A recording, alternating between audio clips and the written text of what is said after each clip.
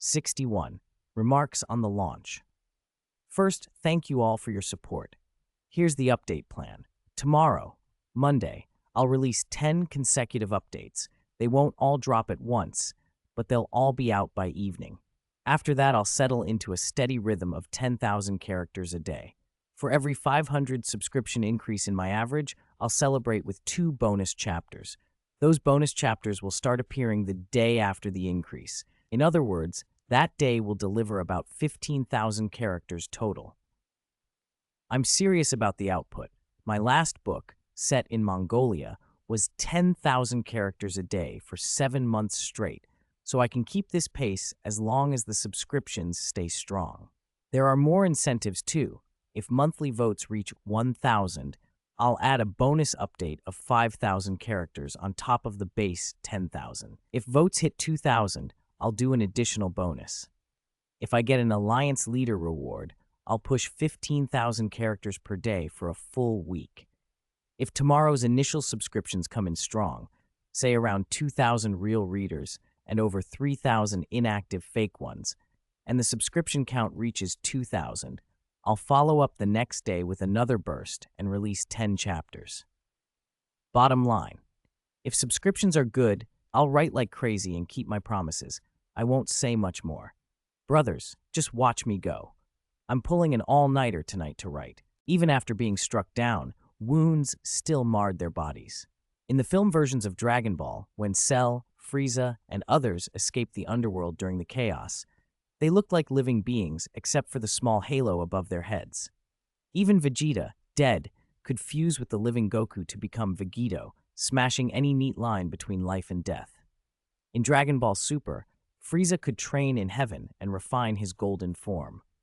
All of it pointed to the same truth. In the Dragon Ball world, Ki not only strengthens the body, but also strengthens the soul. Life and death were not absolute boundaries. Soul and flesh seemed to be intertwined. Micardo had told Axis that souls in the warp appeared as faint projections, like ordinary Imperial citizens. Axis believed his own soul should blaze like the sun. The difference was only in how it was observed. The souls of men and other races in the warp show up as projections, a warped shadow, not the whole thing. This war only confirmed Axis's suspicion. A weak soul could not possibly be sensed across half a planet using Ki all at once. His was different. Father, now that this mission is finished, could we go to Prospero to see Magnus? Axis asked. He wanted to test his theory. If Magnus's soul was as powerful as rumored, he might be able to exchange knowledge about the warp, learn some psychic techniques, even have Magnus teach him to draw psychic power from the warp. With psychic power in combat and Ki's resistance to warp corruption, Axis might guard himself against the taint of the Chaos Gods. He could even run controlled experiments on the cultivators.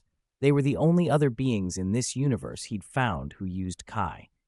Perhaps they could be trained as healers or test subjects, or used to strengthen the Wolf Guard. Good, Leman Russ said. If you want to, I'll go with you to meet Magnus. The Primarchs who'd returned to the Imperium were pulled in 1,000 directions and rarely saw their homeworlds. But there were pockets of downtime between Crusade missions. A brief trip to Prospero was feasible without stalling the Great Crusade. Then it's decided. I'll report the mission status to the Emperor first, then delegate orders to the Custodes, Axis said. Russ smiled. Go, my little wolf cub. Tell everything as it happened. You earned merit this time. You should get a reward. Axis nodded, bowed, and took his leave. After the Custodes departed in a few days, he planned to use the cultivator's key to strengthen the Wolf Guard's Space Marines. Do-O, the special cultivator, would be formally introduced to the Wolf Guard. These 2 cultivators could be fighters and enhancers. Axis wanted to see whether they could serve as healers or as controlled test subjects. Back in his quarters, Kasha sat on a bench, her expression dark as he entered. You're finally back, my lord. Tell me what happened in this war so I can report to the Emperor, she said slowly. I just finished speaking with Russ, Axis replied. I'll tell you the mission in detail. At the start of the war, I used Ki to launch something from high above the planet. You know the rest. I also used Kai to heal the second Primarch's brain. He explained the events plainly. Kasha's eyes widened. Your Ki can really do that? You wiped out tens of thousands of Astartes in an instant? She was stunned despite having suspected as much. The scale of it was terrifying. From orbit, the battlefield looked like the surface had been pounded by macro cannons. You mustn't underestimate Kai, Axis said. It's extremely destructive, but it has other properties and is much easier to control than warp psychic power. You're not totally ignorant of the warp, then. If you want, I can tell you about it, Kasha offered. One of her tasks had been to make Axis understand the warp's dangers and nature. Axis waved a hand. No thanks. I'm not interested in warp matters. He meant it as a firm refusal. Better not to appear intrigued. Better not to give the Emperor any reason to probe. If this was a test, he wouldn't bite. Still, Axis knew the truth. Understanding your enemy made it easier to defeat them. The Emperor's desire to free humanity from the warp and chaos was noble, but the methods were blunt and the consequences significant.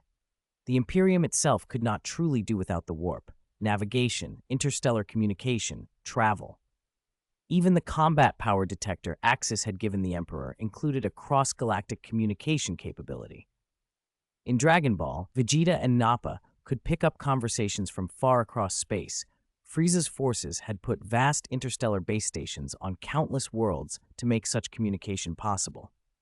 That kind of space phone required a network of gigantic relay stations, something humanity's current technology could not build. If the Necrons ever got hold of such a device, maybe they could reverse engineer an interstellar network without needing the warp. Not that the Necrons lacked their own far-reaching tech already. Human technology had stalled for 10,000 years. It was a frustrating reality. You're right to fear the warp, Kasha said. It's very dangerous. Psychic power can cause terrible things. Still, the Imperium has protections. Sanctioned psychers, the navigator houses, the Geller fields used by merchantmen and warships in the warp. They're not foolproof, but they are safeguards. She sounded almost apologetic. Travel through the warp inevitably breeds curiosity. I plan to send 16 custodes to escort the second Primarch back to Holy Terra, while I remain with the Space Wolves, Axis said. You mean let them stay on Holy Terra? Kasha replied. The idea appealed to her. She had her own bitter memory of custodes confining her in a dungeon, but it wouldn't be simple. Keeping those custodes away would be a reminder to Axis and to others that his primary duty was as a custodian of the Emperor, not as a space marine. The Emperor ordered the second Primarch killed, Axis said with a smile. I saved him. That's beyond orders. Merit. I deserve a reward. If subtlety failed, he would reveal the extra communication functions of the combat power detector. The Emperor likely didn't know about that feature yet. If he did, he would obsess over it. It was too important. That might be possible. I'll ask, Kasha promised, though she warned him not to hope too much. Her father was not easily swayed. But most likely those custodes will return after escorting the Primarch back. Report it anyway, Axis said. He heard a hint in her tone that she wanted the custodes out of the immediate picture too. She closed her eyes and reached with her mind into the warp, touching the Emperor. He was not on Holy Terra. He was on Baal, preparing to welcome back his 9th son. What is it, Kasha?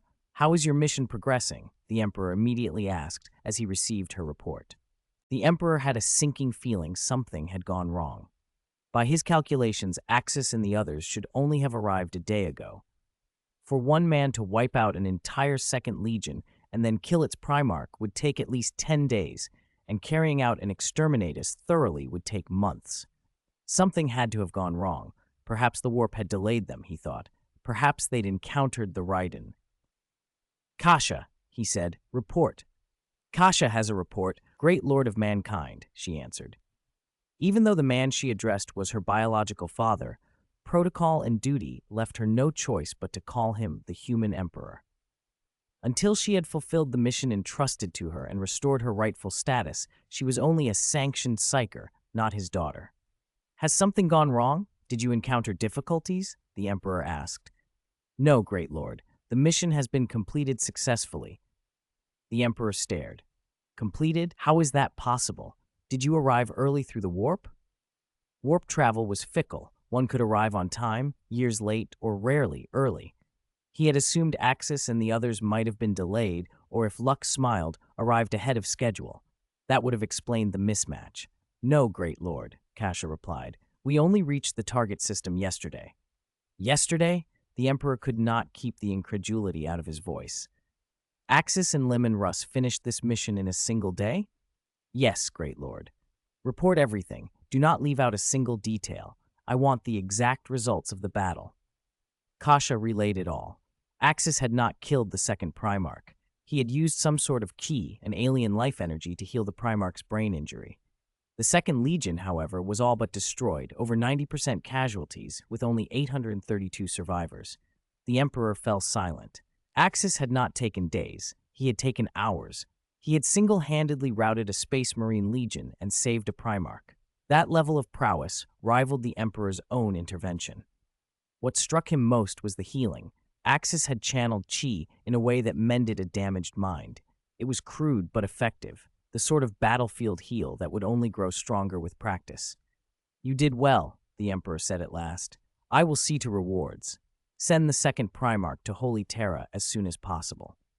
Great Lord, Kasha continued, there is another matter.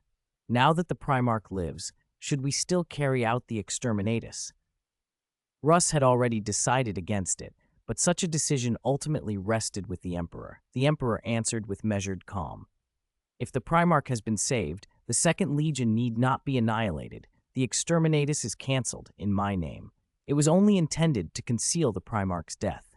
With him recovered, this can be treated as an ordinary, if costly, engagement.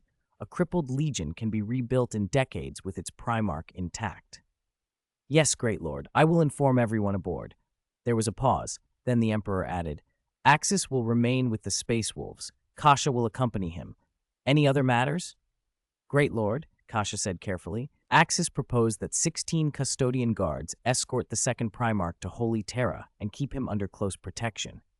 The Emperor's brow tightened. 4 custodians are sufficient to escort a Primarch. Does Axis wish the rest to remain at his side? Kasha's explanation was diplomatic.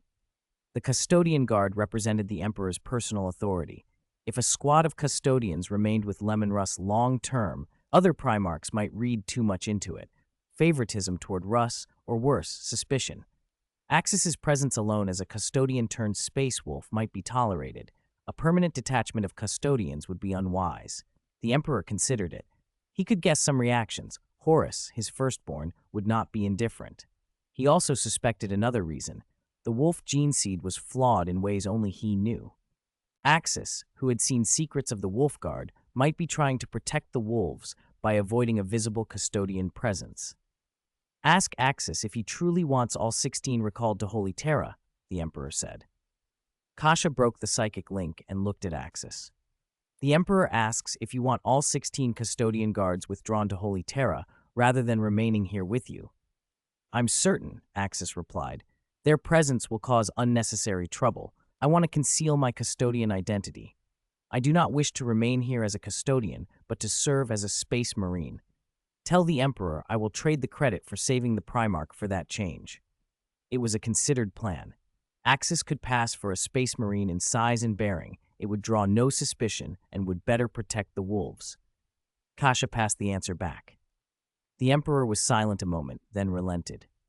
Very well. For now, he may temporarily resign his custodian post and serve alongside Leman Russ as a Space Marine captain.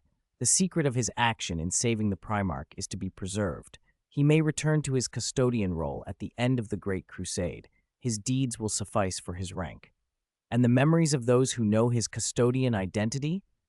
Kasha asked. You are responsible for erasing them, the Emperor said. You are capable of it. I understand, Great Lord. Kasha severed the psychic link. Relief and a soft smile spread across her face. Both she and Axis would be rid of the custodian burden. Congratulations, Axis, she said. From today you will be temporarily relieved of your position as custodian captain and will serve as a space marine captain. Only Leman Russ and I will know your true identity. That is good news, Axis said. And those who already know my custodian status?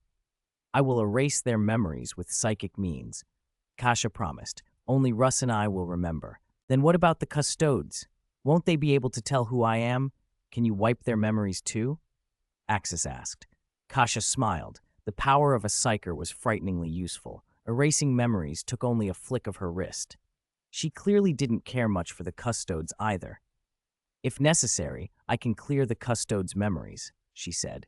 "But they are the Emperor's personal guard. There's no need to hide this from them. They'll return to Holy Terra and won't leak anything." Without a Sister of Silence at their side, even custodes could be vulnerable to psychers. Kasha's gift was strong enough that a weaker Sister of Silence could not block it. Axis nodded. Her psychic power was indeed extraordinary. It felt like an inheritance of the Emperor himself. This time the Emperor had been accommodating. Axis didn't even need to use the space communication station, though he still planned to inform the Emperor about it later. Not yet. There was no reason to. He and Russ needed an accident to prove the fighter's communication range across star systems before that technology could be revealed. "Kasha, let's deliver the orders to the custodes now," Axis said. "Tomorrow we'll start the memory clearing. Quite a few people know my identity.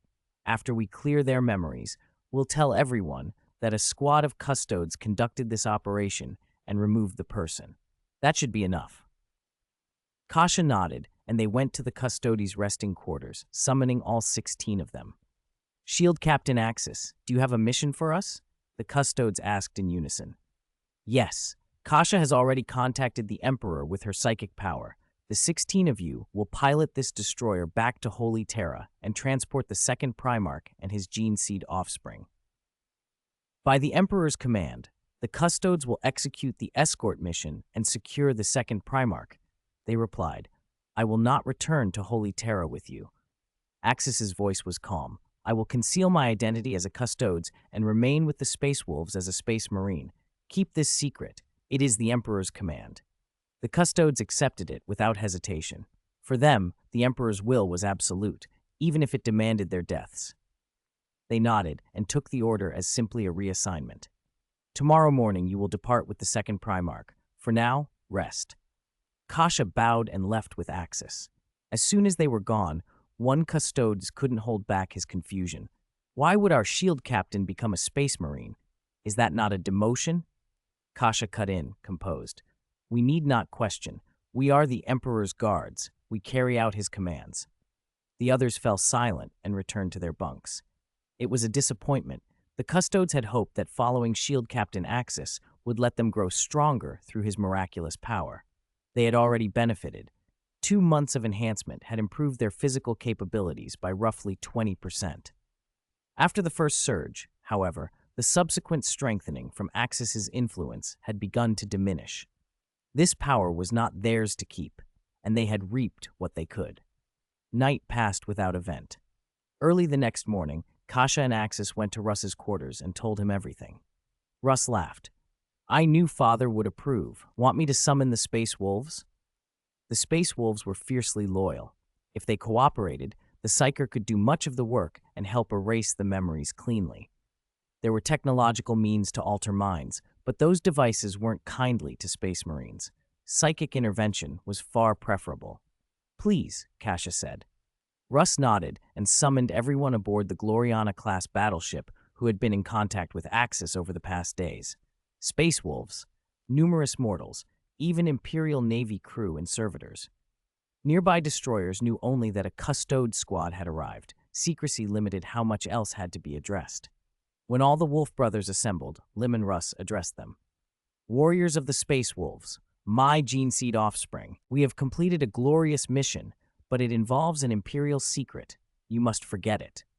"Great Wolf Father, keeping the Imperium's secrets is our duty," a Space Marine declared, thumping his power armor. The others echoed the gesture. "Very good. You will now undergo a memory wipe. You will lose a portion of what you recall. Do not resist." Russ's tone left no room for argument. This was the Emperor's direct command, and caution demanded a clean memory purge. Some of the Space Wolves bristled inwardly, but with their Primarch present and 16 custodes nearby, they fell silent. "Obey the command of the Great All-Father," they intoned together. Russ nodded. Kasha stepped into the center of the Hierophant, raised her psychic scepter, and unleashed her power. Her eyes glowed with golden light, and a warm, tidal wave of psychic energy flowed through the hall. Axis felt the fluctuations hum across him. Kasha's power rippled like molten gold, touching every mind. Confusion flashed across the faces of the Space Wolves as Kasha worked methodically. Space Marines were not simple to alter. Their wills and minds were hardened by gene seed and ritual. Even with no resistance, the process taxed the psyker. She kept pouring herself into the task until the first group's eyes cleared and a blankness took root where the forbidden memories had been. "Very good," Russ murmured. "You will only remember that a Custodes squad came and removed certain important individuals. Do not seek other details." "For the Emperor," the Space Wolves answered. Kasha then turned to the mortal crew and servitors. Their wills were easier to shape, a sweep of golden power, and their memories shifted without struggle. Each time a mind settled, Kasha allowed herself a small, exhausted breath. When the last mortal's light dimmed, she finally lowered the scepter. "It's done," she said. "Except for a few of us, no one will remember the second Primarch or Axis." "Well done, little one," Russ said, clapping her on the shoulder. A psyker like her would make many future operations simpler. There was something about the color of her power, gold, that felt familiar, almost like the father. With memories adjusted, everyone returned to their duties. The 16 Custodes escorted the second Primarch and his gene-seed offspring aboard the waiting destroyer, the vessel prepared to depart for Holy Terra. Axis stayed with the Space Wolves, his secret safe for now, and the fleet moved on beneath the watchful stars. Chapter 65, Russ and Kasha, the favor of the second Primarch. "Go see our custodian brothers off," Russ told Axis quietly. "Say your goodbyes, but don't attract attention." "Understood," Axis replied and headed for the cavernous hangar of the Gloriana-class battleship. Russ watched him go, then fixed Kasha with a meaningful look. "Is something the matter, Lord Russ?" Kasha asked with a smile. "You look troubled." "When I first met you, you were still in an incubation pod," Russ said.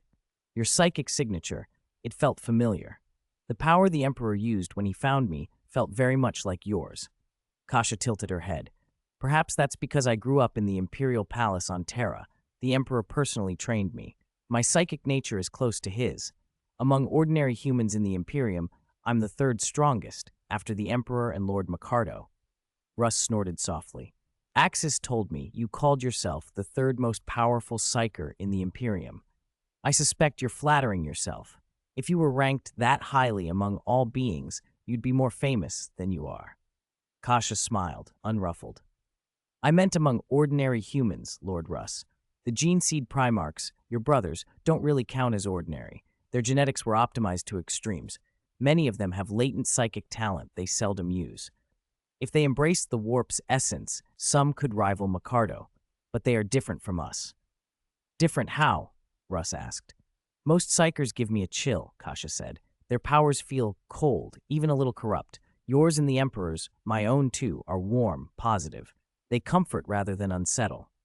She hesitated, then added, "Also, the gene-seed Primarchs are in some ways reproductively isolated from ordinary women. It's not that the Emperor castrated them, there simply wasn't a compatible female gene seed made. I don't know the full method of their creation. Everyone knows the Emperor brought a lot from the warp. Those 21 brothers all have tremendous psychic potential. If they were willing to take it, they could awaken powers even greater than Macardo's."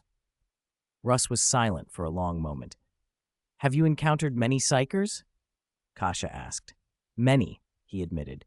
"Ships rely on psychers for warp communication and to defend against its malign entities. Even navigator families are powerful, but none of them felt like you. Your power is rare." "You said I was trained by the Emperor," Kasha said gently.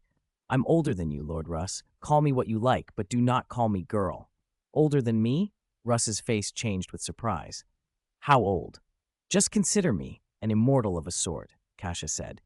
"I do not possess the Emperor's full regenerative gifts, but I inherited some of his longevity. Axis and I are going to visit another brother, one of the gene-seed Primarchs with the strongest psychic talent. His world is highly receptive to psychic phenomena. There are many psychers there. Perhaps you and he would have much to discuss." Russ nodded. He kept his doubts to himself. Kasha's composure and confidence made it hard to pry out the truth. She seemed genuinely eager to meet another brother. By then, Axis had reached the hangar. 16 gold-armored custodian guards stood at attention in perfect formation.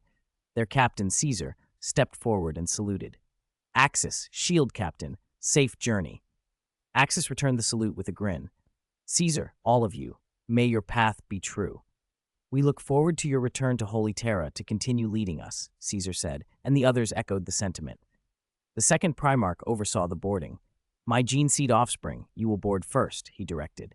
The Space Marines bowed and filed into the 4 transport shuttles under the watchful eye of the custodians.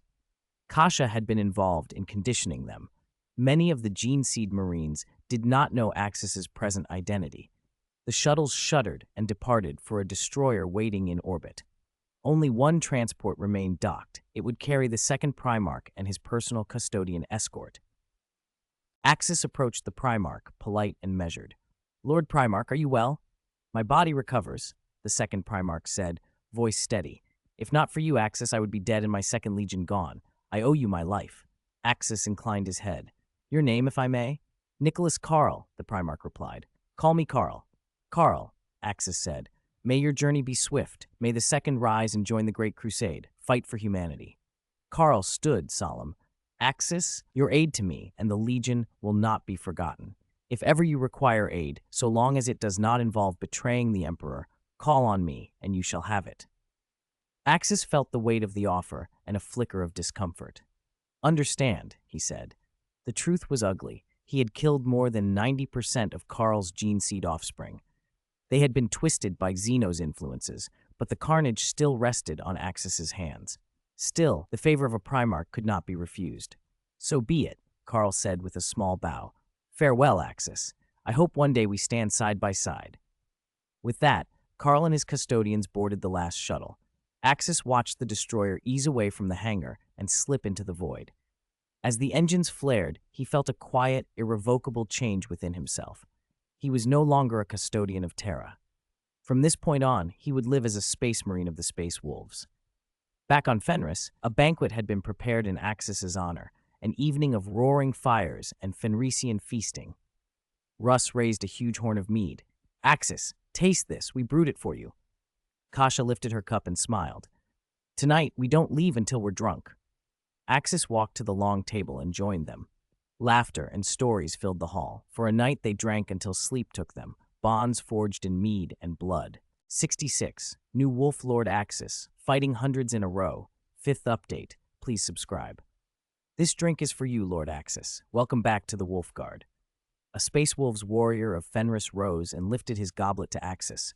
Ha ha! I remember you. You fed Russ and me during our eating contest, Axis replied, raising his own cup. When he and Russ had their contest, many clan warriors from Fenris had cheered them on from the sidelines. That was back-breaking work, moving all that food, slurred a drunken wolf. Do you remember me, Lord Axis? I remember, Axis said warmly. I remember you all. I remember life on Fenris, every hunt, every contest, every time I taught you a lesson. He greeted the gathered wolf lords and veterans with easy familiarity. Most returned his enthusiasm, a few only nodded. Those were not true Fenrisians, but members of the 6th Legion formed on Holy Terra, men who had never grown fond of the savage customs of their Primarch's home. Lord Axis is the biggest eater on Fenris and the strongest fighter after the Wolf Father, another drunken warrior boasted, lifting his cup. When he was still a boy, he outstripped the tribal warriors in strength, a second added. Leman Russ, sitting at the head of the long hall, smiled. The strongest among the Space Wolves now might be Axis, even if he hid some kind of psychic ability. Russ knew he could not match that destructive force. Axis had not even shown his full power yet. Having undergone Astartes modifications on Holy Terra, he must be even stronger now. A discordant voice called from the hall. The speaker styled himself as a company commander of the 6th Legion, though titles had shifted since the Primarch's return. Company commanders were Wolf Lords, the Primarch's guard were the Wolf Guard, the Emperor was called the All-Father, and the Primarch himself, the Wolf Father. That is natural, a former tribal warrior said, eager-eyed. Others chimed in, praising Axis's strength and recalling how the little boy with a long tail had once trailed after Russ. He had been taken to Holy Terra by the Emperor and only returned today. Many had assumed that rejoining the Guard would mean starting at the bottom. They certainly had not expected Russ to make him a wolf lord by imperial command. "Ha! Axis is my little cub," Russ declared with a smile. "Taken to Holy Terra by the Emperor, given the Empire's best training, perfected as an Astartes. Upon his return, in the Emperor's name, Axis will serve as a company commander, a wolf lord." The hall fell silent. Even the most loyal of the Space Wolves had imagined Axis would begin as a recruit. To be named a wolf lord and to form a new great company under Imperial decree was unprecedented. "Great Wolf Father, isn't this against our rules?" someone objected. "We already have 13 great companies and their wolf lords. There's no vacancy," another protested. "The company Axis will command will be reformed as the 14th Great Company of the Space Wolves," Russ said. "He will be our 14th wolf lord." Each great company counted thousands. The Legion had swelled, and restructuring was necessary, but old veterans bristled. If a new company is formed, it should come from the Wolf Guard. "Axis has just returned. He should train for a decade at least," grumbled a veteran who had served 50 years since being recruited on Holy Terra. Russ's eyes hardened. "This is the Emperor's command. Axis already has the combat power. We are Fenrisians. We settle things with strength. If any of you are unconvinced, challenge him now. If you can defeat Axis, I'll make you the Wolf Lord of the 14th Great Company." Fenrisians did not break fights up. They encouraged them. Russ believed, sentimentally, that a friendly brawl could solve disputes, that the clash of fists could settle hearts the way it had once settled his with Horus. Whether or not that was the full truth, the tradition remained. Axis placed his leg of meat on the table, clapped his hands, and said, "Then let's see. If any of you doubt the 14th Company commander, bring it on." "One man isn't enough." A wolf stood and strode to the arena's center, calling Axis out. Axis smiled faintly. "Bring them all," he roared. "All of you who are unconvinced, come at once." "Ha ha! If anyone can beat Axis, the new Wolf Lord's position is yours." Russ laughed, slamming his goblet. "I'll go. Me too. Let us witness your power, Lord Axis," rang out. Within moments, over 100 elite veterans stepped into the center. None wore power armor. They formed a tight circle, muscles flexed and faces set. The Fenrisians along the benches slammed their fists on the long tables, beating out war drums with wood and iron, the hall filling with the scent of ale and the heat of bloodlust. Axis rolled his shoulders. A wild glint flashed in his eyes. "Come on, brothers," he growled, his voice booming like thunder. A 2.3-meter veteran launched first, roaring as he charged, his fist a comet aimed at Axis's head. Axis stepped aside and struck. A single uppercut smashed into the attacker's chin. The veteran flew backwards, landing several meters away and crumpling unconscious. The hall erupted, a one-hit knockout. Seeing their comrade felled, several warriors surged at once. Axis's figure blurred and reappeared among them. His right leg swept like a steel whip, knocking men off their feet. With his left hand, he caught a swinging fist, twisted, and slammed the attacker to the floor. His right elbow crashed into another's ribs with a wet crack. The man doubled over, bile rising in his throat. Two men attacked from either side. One seized Axis's waist, while the other aimed a blow for his temple. Axis's left arm clamped around the waist-grabber's neck like an iron vice. He lifted him up as a human shield. The other's heavy punch landed on his comrade's face, shattering the nasal bone and spraying blood. Before the attacker could recover, Axis's whip-like kick connected. A sound like breaking timber rang out as ribs gave, and the man cartwheeled away, limp. 5 veterans tried to overwhelm him at once. Axis laughed and let his fists fall like a thunderstorm. The men had no time to parry. Cheekbones shattered, jaws snapped, and one by one they staggered, then collapsed. In an instant, 5 of the best were strewn across the floor. Everyone in the hall was stunned by Axis's strength. In an instant, a dozen space wolves lay sprawled on the floor. Because the brawl had only just begun, the wolves had attacked in waves rather than all at once, and each wave was broken apart by Axis. Bang! Bang! Bang! Roars echoed as Russ and the nearby wolves slammed their drinking horns on the tables. "I told you, come at him all together or you don't stand a chance," Axis said with a cold snort, arms folded. His arrogance made a few hotheads want to punch him on principle. "Damn it! Everyone, attack!" someone yelled. "All together! Teach this brat a lesson! Charge!" More warriors poured into the fray. Over 80 space wolves converged on Axis at almost the same moment. Kasha raised her cup and cheered, delighted. To her, watching men clash in fist-to-flesh combat was its own entertainment. Russ laughed and slapped the table. This was Fenris life. For Russ! The gathered wolves bellowed, raising their horns. Axis moved through the crowd like a ghost. Occasional, precise strikes that landed with terrifying force. A knee to the ribs folded one man in half. An elbow to the back sent another sprawling. A head rammed into a knee shattered a nose bridge and left blood on Axis's boots. The hall filled with sickening cracks and the roars of battle. Despite the blood spattered across his arms and armor, none of it was his. He fought without ki, relying on raw speed and brutal, crushing strength, and with every blow, another veteran went down. It became a one-sided slaughter. Hundreds attacked and still couldn't land a meaningful blow on Axis. Word out at the tables alone pushed more wolves into the melee. The number in the pit climbed from 100 to 2, then 300. Drinking horns flew, bodies flew, and for almost an hour, Axis dismantled the attackers. When he finally straightened and stretched, the arena was a litter of bodies, over 1,000 wolves down and groaning. Even the sailors and Imperial Navy personnel watching from the sidelines gaped at the scene, a mass of giants strewn about the hold. Axis! Axis! The remaining crowd chanted. To fell 1,000 space wolves single-handedly, it was extraordinary. Not even their great father, Russ, could have done far better that night. "Why are you still standing there? Get them carried out and treated," Russ barked. The auxiliary mortals sprang into action, hauling the battered wolves onto stretchers. It looked like the ship's apothecaries and the mortal medics would be working through the night. Beds might be scarce. Still, Axis had been merciful. Most injuries were superficial bruises or broken bones. With Space Marine physiology, 2 days rest, and they'd be back to full strength. Ha ha ha! Anyone still unconvinced? Anyone doubt that Axis should be Wolf Lord, commander of the 14th Great Company? Russ stood, sweeping his gaze across the assembled. The night's contest had settled the matter. One by one, the wolves accepted the truth. Axis was the strongest among them, second only to Russ himself. "To Lord of Wolves Axis!" they shouted, lifting horns in salute. Axis smiled faintly, stepped forward, took a cup of mead, and drained it. After the injured were cleared, revelry resumed. The feast rolled on from night into day, and then into the following night.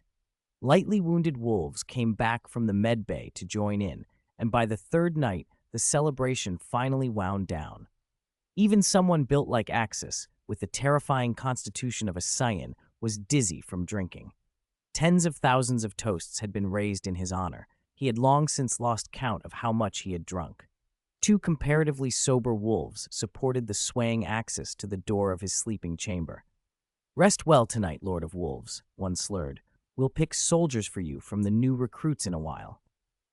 Axis offered a half smile, and a tremendous belch filled the room with the sour scent of ale. "All right," Kasha said, slipping into the doorway. "You two go.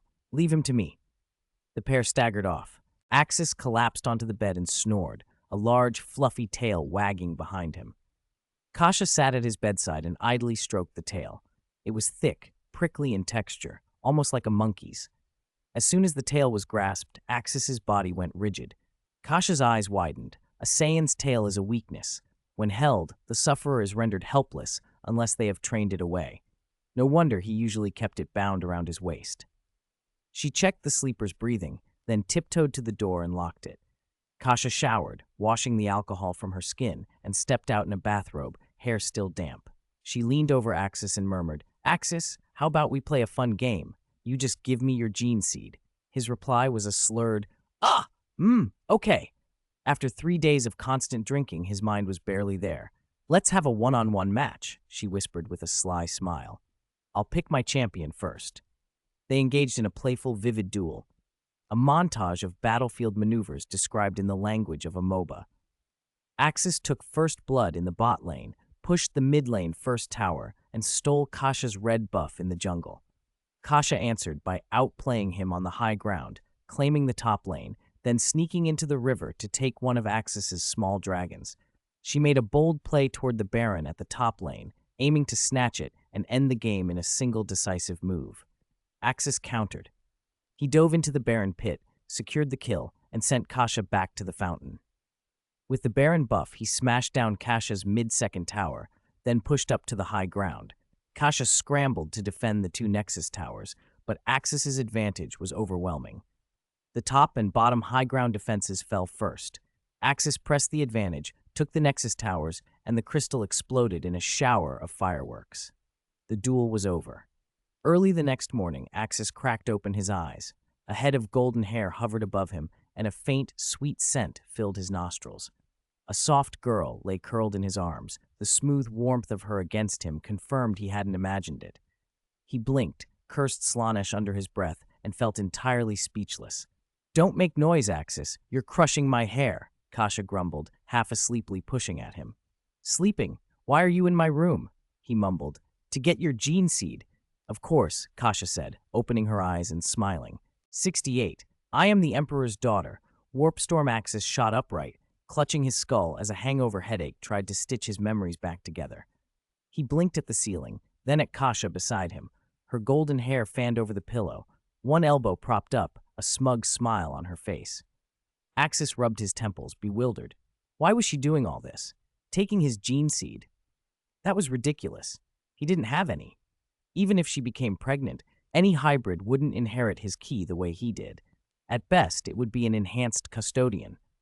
Scions without ki weren't particularly dangerous. He wasn't even sure whether transformations like the Great Ape or a Super Saiyan would persist without Kai. Those forms relied on spiritual energy. Without it, they might be impossible. "Why are you doing this, Kasha?" he asked. Objectively, she was flawless. Striking looks, perfect skin, but her place as a psyker and an envoy of the Emperor kept tugging at his distrust. "Axis, I want protection. I don't feel safe, but you can make me feel safe," Kasha said, sitting up and looking him squarely in the eye. Axis rubbed the base of his skull. His Saiyan physiology had already shaken off most of the alcohol's fog, and fragments of last night slid into focus. The bathrobe, the frantic struggle, and, God help him, the tail. "You grabbed my tail?" His eyes went wide as it finally registered. Kasha made an innocent show of spreading her hands. "Who knew your weakness was so cute? One touch and you went limp. After that, you were completely at my mercy." It was absurd and humiliating, the Saiyan tail as the fatal flaw. But it was trainable. He could condition it, strengthen the muscles, practice resisting the reflex. He resolved anew to work on it. Axis inhaled, meeting her gaze with black pupils. "Listen, Kasha, I don't care whether you're genuinely scared or whether you have ulterior motives. What you did today was too far. If you needed protection or had problems, you could have said so. As a companion, I would have helped. I have secrets, but they're not things you should know yet. You're not strong enough," she said. Her reasons for seeking him were blunt. She wanted a powerful backer. She didn't want to be dragged back into the Emperor's dungeon. "If you won't tell me, I can't help," Axis replied. "Everyone has secrets, Axis. I can keep secrets for you. I can tell you my secret, if you can keep it." Kasha's voice lowered. Axis picked up on the glint of golden psychic power. His mind snapped to attention. "I am the Emperor's daughter, the one he imprisoned for 100 years, she said. Axis felt the word Primarch spring into his thoughts. "You're a Primarch? I was born the normal way, from my mother. I'm not one of the gene seed Primarchs he created. There's a fundamental difference you need to understand." She rolled her eyes. "I was still imprisoned, but not for the reasons people assume." "Born normally? Then why was your father imprisoning you? Why can you stay the same for so long?" Axis asked. "I inherited the Emperor's immortal gene. As long as I'm not killed, I'll keep this appearance," she explained. "Why I was locked in that dungeon is a long story. For your own good, I can't say." She glanced away. The implication landed heavy between them. She and her mother had scattered the gene seed Primarchs across the galaxy. That was an absolute secret of the Imperium, a line her father would never allow crossed in knowledge. Axis, as a transmigrator, knew the Emperor had a companion named Erda who had betrayed him. Erda had cast the gene seed Primarchs into warp storms, forcing the Emperor to search the galaxy and indirectly creating tragic fates for some of them. If Kasha and her mother had done something similar, it would explain the imprisonment and the secrecy. If an ordinary traitor had done that, the Emperor would have executed them without a second thought. For his daughter, though, He had opted for imprisonment instead. Axis thought of the Custodes and how Kasha had welcomed their departure. Of her dungeon guards, the black-armored Custodes, a secret division. It all fit. "All right," Axis said slowly, narrowing his eyes. "This stays between us. I won't ask more. I won't tell anyone you're the Emperor's daughter." Kasha breathed out in relief. "Thank you. I really will be an asset to you. Just stay by my side." They both felt it would be the wrong moment to talk marriage or anything like that. They'd known each other only months. Their lifespans were long. There would be time. Their conversation was cut off by the ship's alarms. The Gloriana-class battleship's announcement crackled across the vessel. Small-scale warp storm detected. All mortal sailors and crew are to remain in their cabins. No one permitted outside during warp travel. All space marines are to immediately man the corridors and eliminate any enemies. Warp travel carried that risk. Small warp storms could leak entities aboard despite the Gellar field. It was rare, but not impossible, and now they had one. On the cruiser earlier in the voyage, Axis had kept to his cabin in the training room and had seen no such thing. This time they had been unlucky. "Axis, we have work to do. Get ready and come with me. I'll explain things as we go," Kasha said, already rolling out of bed. She dressed quickly and grabbed her psychic staff. This was as good a moment as any to teach him about daemons, the task her father had given her as liaison. Axis pulled on his modified, form-fitting combat suit, the one he preferred aboard ship for comfort and protection. Power armor was reserved for external operations. While studying with Micardo in the Imperial Palace on Terra, Micardo had explained the theory of warp travel, but he'd never gone into the details of the warp's natives. As a transmigrator, Axis already knew more than most. The warp held entities and powers that even some Primarchs refused to name: Khorne, Nurgle, Tzeentch, Slaanesh. He couldn't help the small, ridiculous concern that the lewdness of last night might draw Slaanesh's attention. "Don't think about that. Get ready. You're about to see the warp's true inhabitants, chaos demons," Kasha snapped him gently. "Got it. Let's go." Axis nodded. They stepped out into the corridor.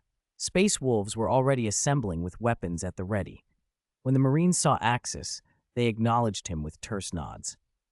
"Axis, Wolf Lord, why aren't you in power armor? Warp entities can be dangerous without it," a wolf warrior called out. Space demons could shred unarmored flesh, or at least inflict nightmares and worse.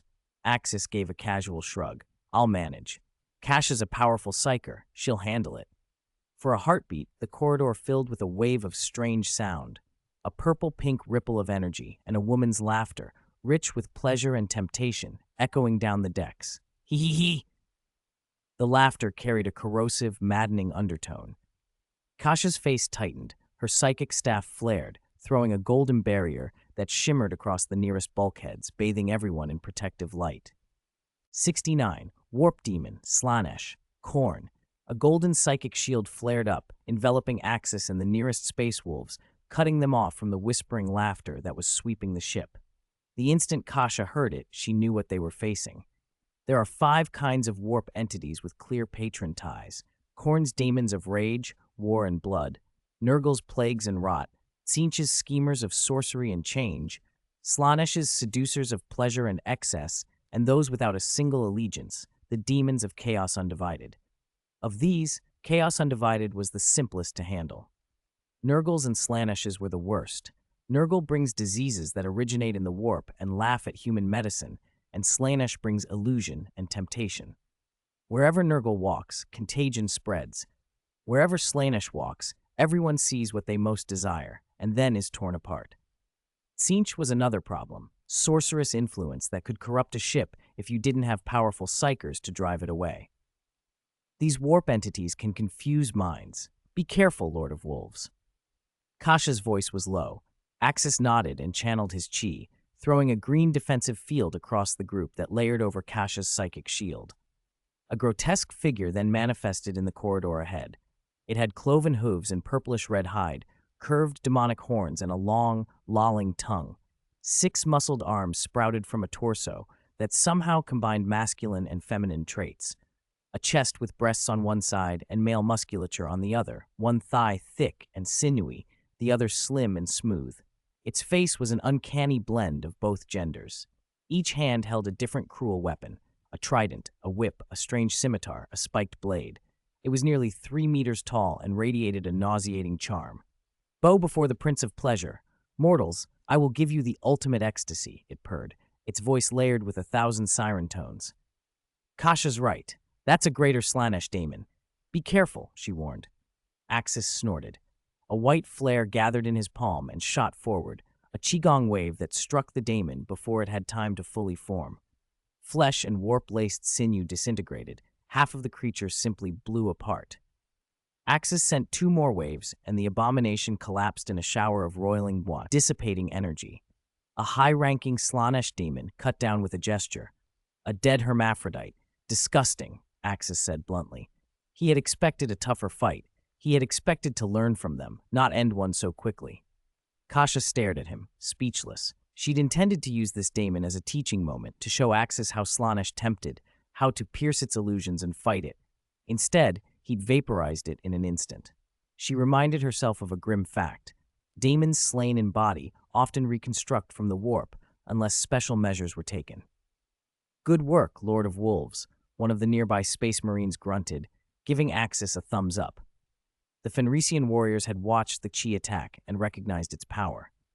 We need to split up. There may be more daemons boarding the ship, a Space Wolves sergeant ordered. Slaanesh and Nurgle forces were the worst for ordinary mortals. When they got close, there was little chance. Screams were already echoing down the passageways. Many sailors and guards were falling to the warp-tainted onslaught. Across the bridge, Leman Russ himself raised his frost-encrusted chainsword and called, "Wolves! Purge these invaders! Cut them down!" His honor guard surged forward. The daemons were cut down in pockets. The Gloriana-class battleship's Jeller field was brought up to full strength and kept the worst of the warp at bay, but not before hundreds of mortal crew and Imperial soldiers died to the initial incursion. Space Marines could fight demons. Mortals, for the most part, could not. Kasha walked at Axis's side as they moved, filling the gaps in his understanding. Slaanesh is the master of temptation. These daemons will project signals of pleasure. Everything you see will be an illusion tailored to your desires. Their true forms are grotesque. Long tongues, twisted bodies, androgynous features. They revel in sadism. Pleasure is the bait, pain is the feast. I know. I'll be careful, Axis replied. With his key and the psychic shield around him, he could resist much of the deception. He kept his palm raised and sent qigong blasts down the corridor, shredding any Slaanesh spawn that tried to remake itself. It looked like only a small contingent had slipped aboard during this warp storm. I knew it, Axis thought grimly. Doing something lewd around the warp might well invite Slaanesh. The Chaos God loved sadism. Lust was only the mask. The ship lurched violently. Red alarm lights stuttered and the comm crackled. Report, Jeller Array 4 has malfunctioned, a Mechanicus tech priest announced across the net. Who's closest to Array 4? Escort a tech and get it back online, Russ barked. Axis checked the schematic and found his group nearest the array. I'm closest to Array 4. Send a tech priest and I'll escort him to make repairs, he radioed. Understood. We're sending a repair team. Are you secure? Russ asked. Send the coordinates. We'll meet them, Axis answered. Russ sent the bearing and the tech's location. Axis and Kasha moved out. As they ran, a different atmosphere began to bleed through the vents, a faint, bloody red mist that felt heavier than the earlier purple haze. Axis's chest tightened. A red-hot rage, stoked from deep inside him, threatened to erupt. The corridor filled with bestial roars as grotesque, war-crazed daemons materialized. Khorne's followers. Instead of hunting the mortals, they almost immediately turned on the Slaanesh creatures, hacking and tearing at the garishly seductive things. These are corny daemons, Kasha said over the din. Not subtle, they crave slaughter. Fortunately, they naturally loathe Slaanesh, so they'll fight each other. They're straightforward. Kill them and they're gone. Axis kept his hand pressed over his heart, forcing his pulse to slow. He channeled his chi deep and let the special cranial implant the Emperor's modifications had given him hum into life. Khorne's influence hit Saiyan's souls hard. Without such control, a wandering Saiyan could be consumed and chosen by the blood god in moments. Axis, calm yourself. Suppress the anger, Kasha warned, and threw a widening field of golden psychic energy around him, cutting away the blood-red taint so he could think clearly. Slaanesh's influence on Axis was effectively non-existent. His temperament leaned toward combat and blood, so Khorne cast the largest shadow over him. Before Axis ever encountered this directly, his father, the Emperor, had warned him. Deep inside Axis burned a terrifying rage. He had to learn to control it, or chaos would exploit it. Fortunately, his Qigong training offered some resistance to warp corruption, and the Emperor had reinforced his mind with a special control core to help keep the fury in check. Kasha's golden psychic power, closer to the Emperor's than to most psychers, would also help him resist the incursions of chaos. "Are you all right, Axis? If you need to rest, you can stay here. I can escort that tech priest to repair the Geller field array," Kasha said, her voice full of concern. "I'm fine, Kasha. I've calmed down," Axis replied, nodding. The Emperor and Micardo had been right. He still needed mental training to master the anger. The blood-red aura he'd inhaled had unsettled him, but it hadn't come close to breaking him. A little focused Qigong cleared his head further. "Then let's keep going. If we run into demons, don't try to intervene. Let me handle them. The less you fight, the better you'll be able to control your rage," Kasha advised. "I'm not as fragile as you think," Axis said quickly. "I only felt that aura for a moment. It's not enough to make me lose control." He concentrated, ran Qigong through his mind, and his focus sharpened. They moved out. Purple and red warp creatures attacked in waves, but Axis hardly spoke as he unleashed white Qigong waves, tearing them to pieces. Kasha wove a golden psychic shield around him, clearing debris and protecting them both. Axis's strikes were lethal. Any demon struck was pulverized instantly. The slender, seductive Slaanesh spawn and the brutish Khorne horrors alike could not withstand his blows. After a few minutes, 2 space wolves escorting a red-robed tech priest arrived. The priest's body bristled with bionic arms and mechanical contrivances. "Omnissiah, preserve us. Please, take me to the Geller field generator at once. The sooner it is repaired, the sooner we can escape," the tech priest said in a metallic, urgent voice. The space wolves saluted Axis as they fell into formation. "Follow me. The 2 of you protect the tech priest. Leave everything else to me," Axis said. He led them to the damaged generator. "As you go, know this. 2 types of warp entities boarded the ship. The blood-red ones stoke anger and bloodlust. The purple-pink ones prey on desire. Stay within Kasha's psychic shield and you'll be safe," Kasha warned. "We trained for this before we were full warriors. They won't affect us," the space wolves replied with the hard confidence of veterans. They reached the outage. The tech priest opened the hatch and ducked into the cramped engine room. "Give me space to work. I need to concentrate." Mechanical tentacles, octopus-like manipulators, unfurled from his chassis and began to splice and reroute the ruined circuits of the Geller field array. Axis positioned the 2 space wolves as a tight perimeter around the priest. Kasha planted her staff and held her shield. Axis stood forward as the first line of defense. Zzz! Boom! Bang! White Qigong waves shot from Axis's palms, each blast disintegrating the warp spawn that tried to breach their line. The space wolves fired bolters in disciplined bursts. In addition to their standard arms, the wolves carried experimental energy guns that Axis had helped to mass-produce, terrifyingly powerful weapons that risked damaging hulls if used inside a vessel. They kept to bolters for the confined fight. The lower-ranked demons, forced by superior ones, threw themselves at Axis and his defenders to try to buy time. None could break through his iron line. Alone, Axis was a moving artillery platform. On a ship, he restrained himself, but even restrained his Qigong waved sent shockwaves that cleaned corridors of creatures. Half an hour later, more Space Wolves teams arrived, escorted by a second tech priest. With 2 tech priests working in tandem, the Geller field array was brought back online far faster. As they completed the repairs, the generator blossomed with light and erected a protective barrier in real space that sealed the ship and isolated the remaining warp entities. Under the direction of the Imperial navigators, Leman Russ's fleet had already navigated out of the small warp storm into safer space while the tech priests worked. With the Geller field functioning and the navigators clear, no more daemons suddenly appeared aboard. The immediate threat to the fleet was over. All right, the Geller field is back online. Now we just need to clear the remaining warp entities from the compartments. one tech priest announced. Axis turned to Kasha. Escort the tech priest back to the safe zone. I'll continue sweeping the rest. Space Wolves teams and Imperial crews fanned out through the flotilla. The destroyers, cruisers, and frigates accompanying the Glory Queen Gloriana-class battleship cleared their own decks. A few hours later, Axis and Kasha returned to the Glory Queen's command center, where Leman Russ paced the bridge.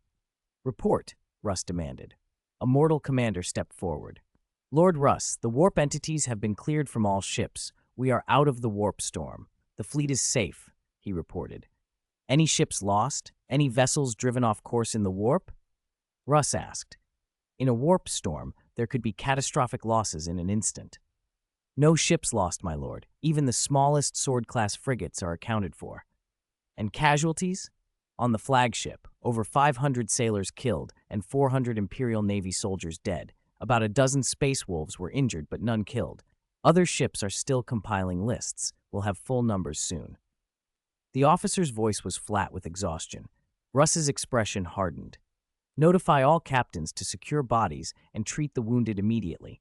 Instruct navigators to be vigilant for more warp disturbances. I don't want a repeat of this." "I understand, Lord Russ." The officer saluted. A figure aboard, the Ling Yuzhe, began to send psychic comms to the fleet, relaying orders and coordinating recovery. After Russ set the fleet's tasks, everyone returned to their duties. Axis walked to the bridge. "Old man, I didn't know commanding a flagship involved so much paperwork," he said lightly. "You're here, Axis. Thanks for your help. I hear you slaughtered a lot of daemons," Russ replied, the corner of his mouth curling into something like a grin. Axis shrugged. "There were a lot, but they weren't very strong." "For you, perhaps. For regular crews, it's different. Our ships can be rough rides. Some Jeller fields are weaker than others. When you cross the warp like that, demonic incursions become common," Russ said. "I hope the Emperor can accelerate development of human FTL technology," Axis said. He wondered how the Emperor's research on the faster-than-light drive he had once provided was progressing.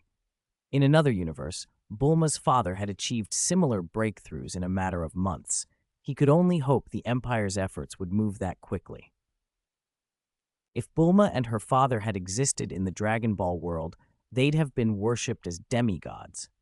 Endless streams of black technology would pour forth, time machines that let you go back to the past, gateways into parallel universes. It's been over 20 years since the Emperor first obtained the hyperspace engine ship, and the question of what to do with that engine still weighs on everyone's minds.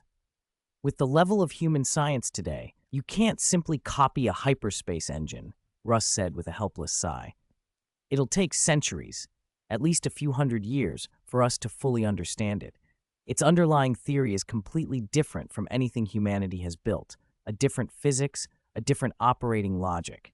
It's a monumental task. The Emperor had poured most of his energy into that project, besides the recovery of the gene seed Primarch.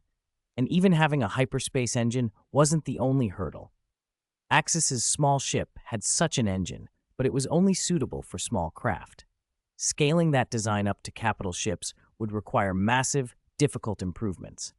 Only a handful of people aboard the command bridge knew the truth about the hyperspace engine.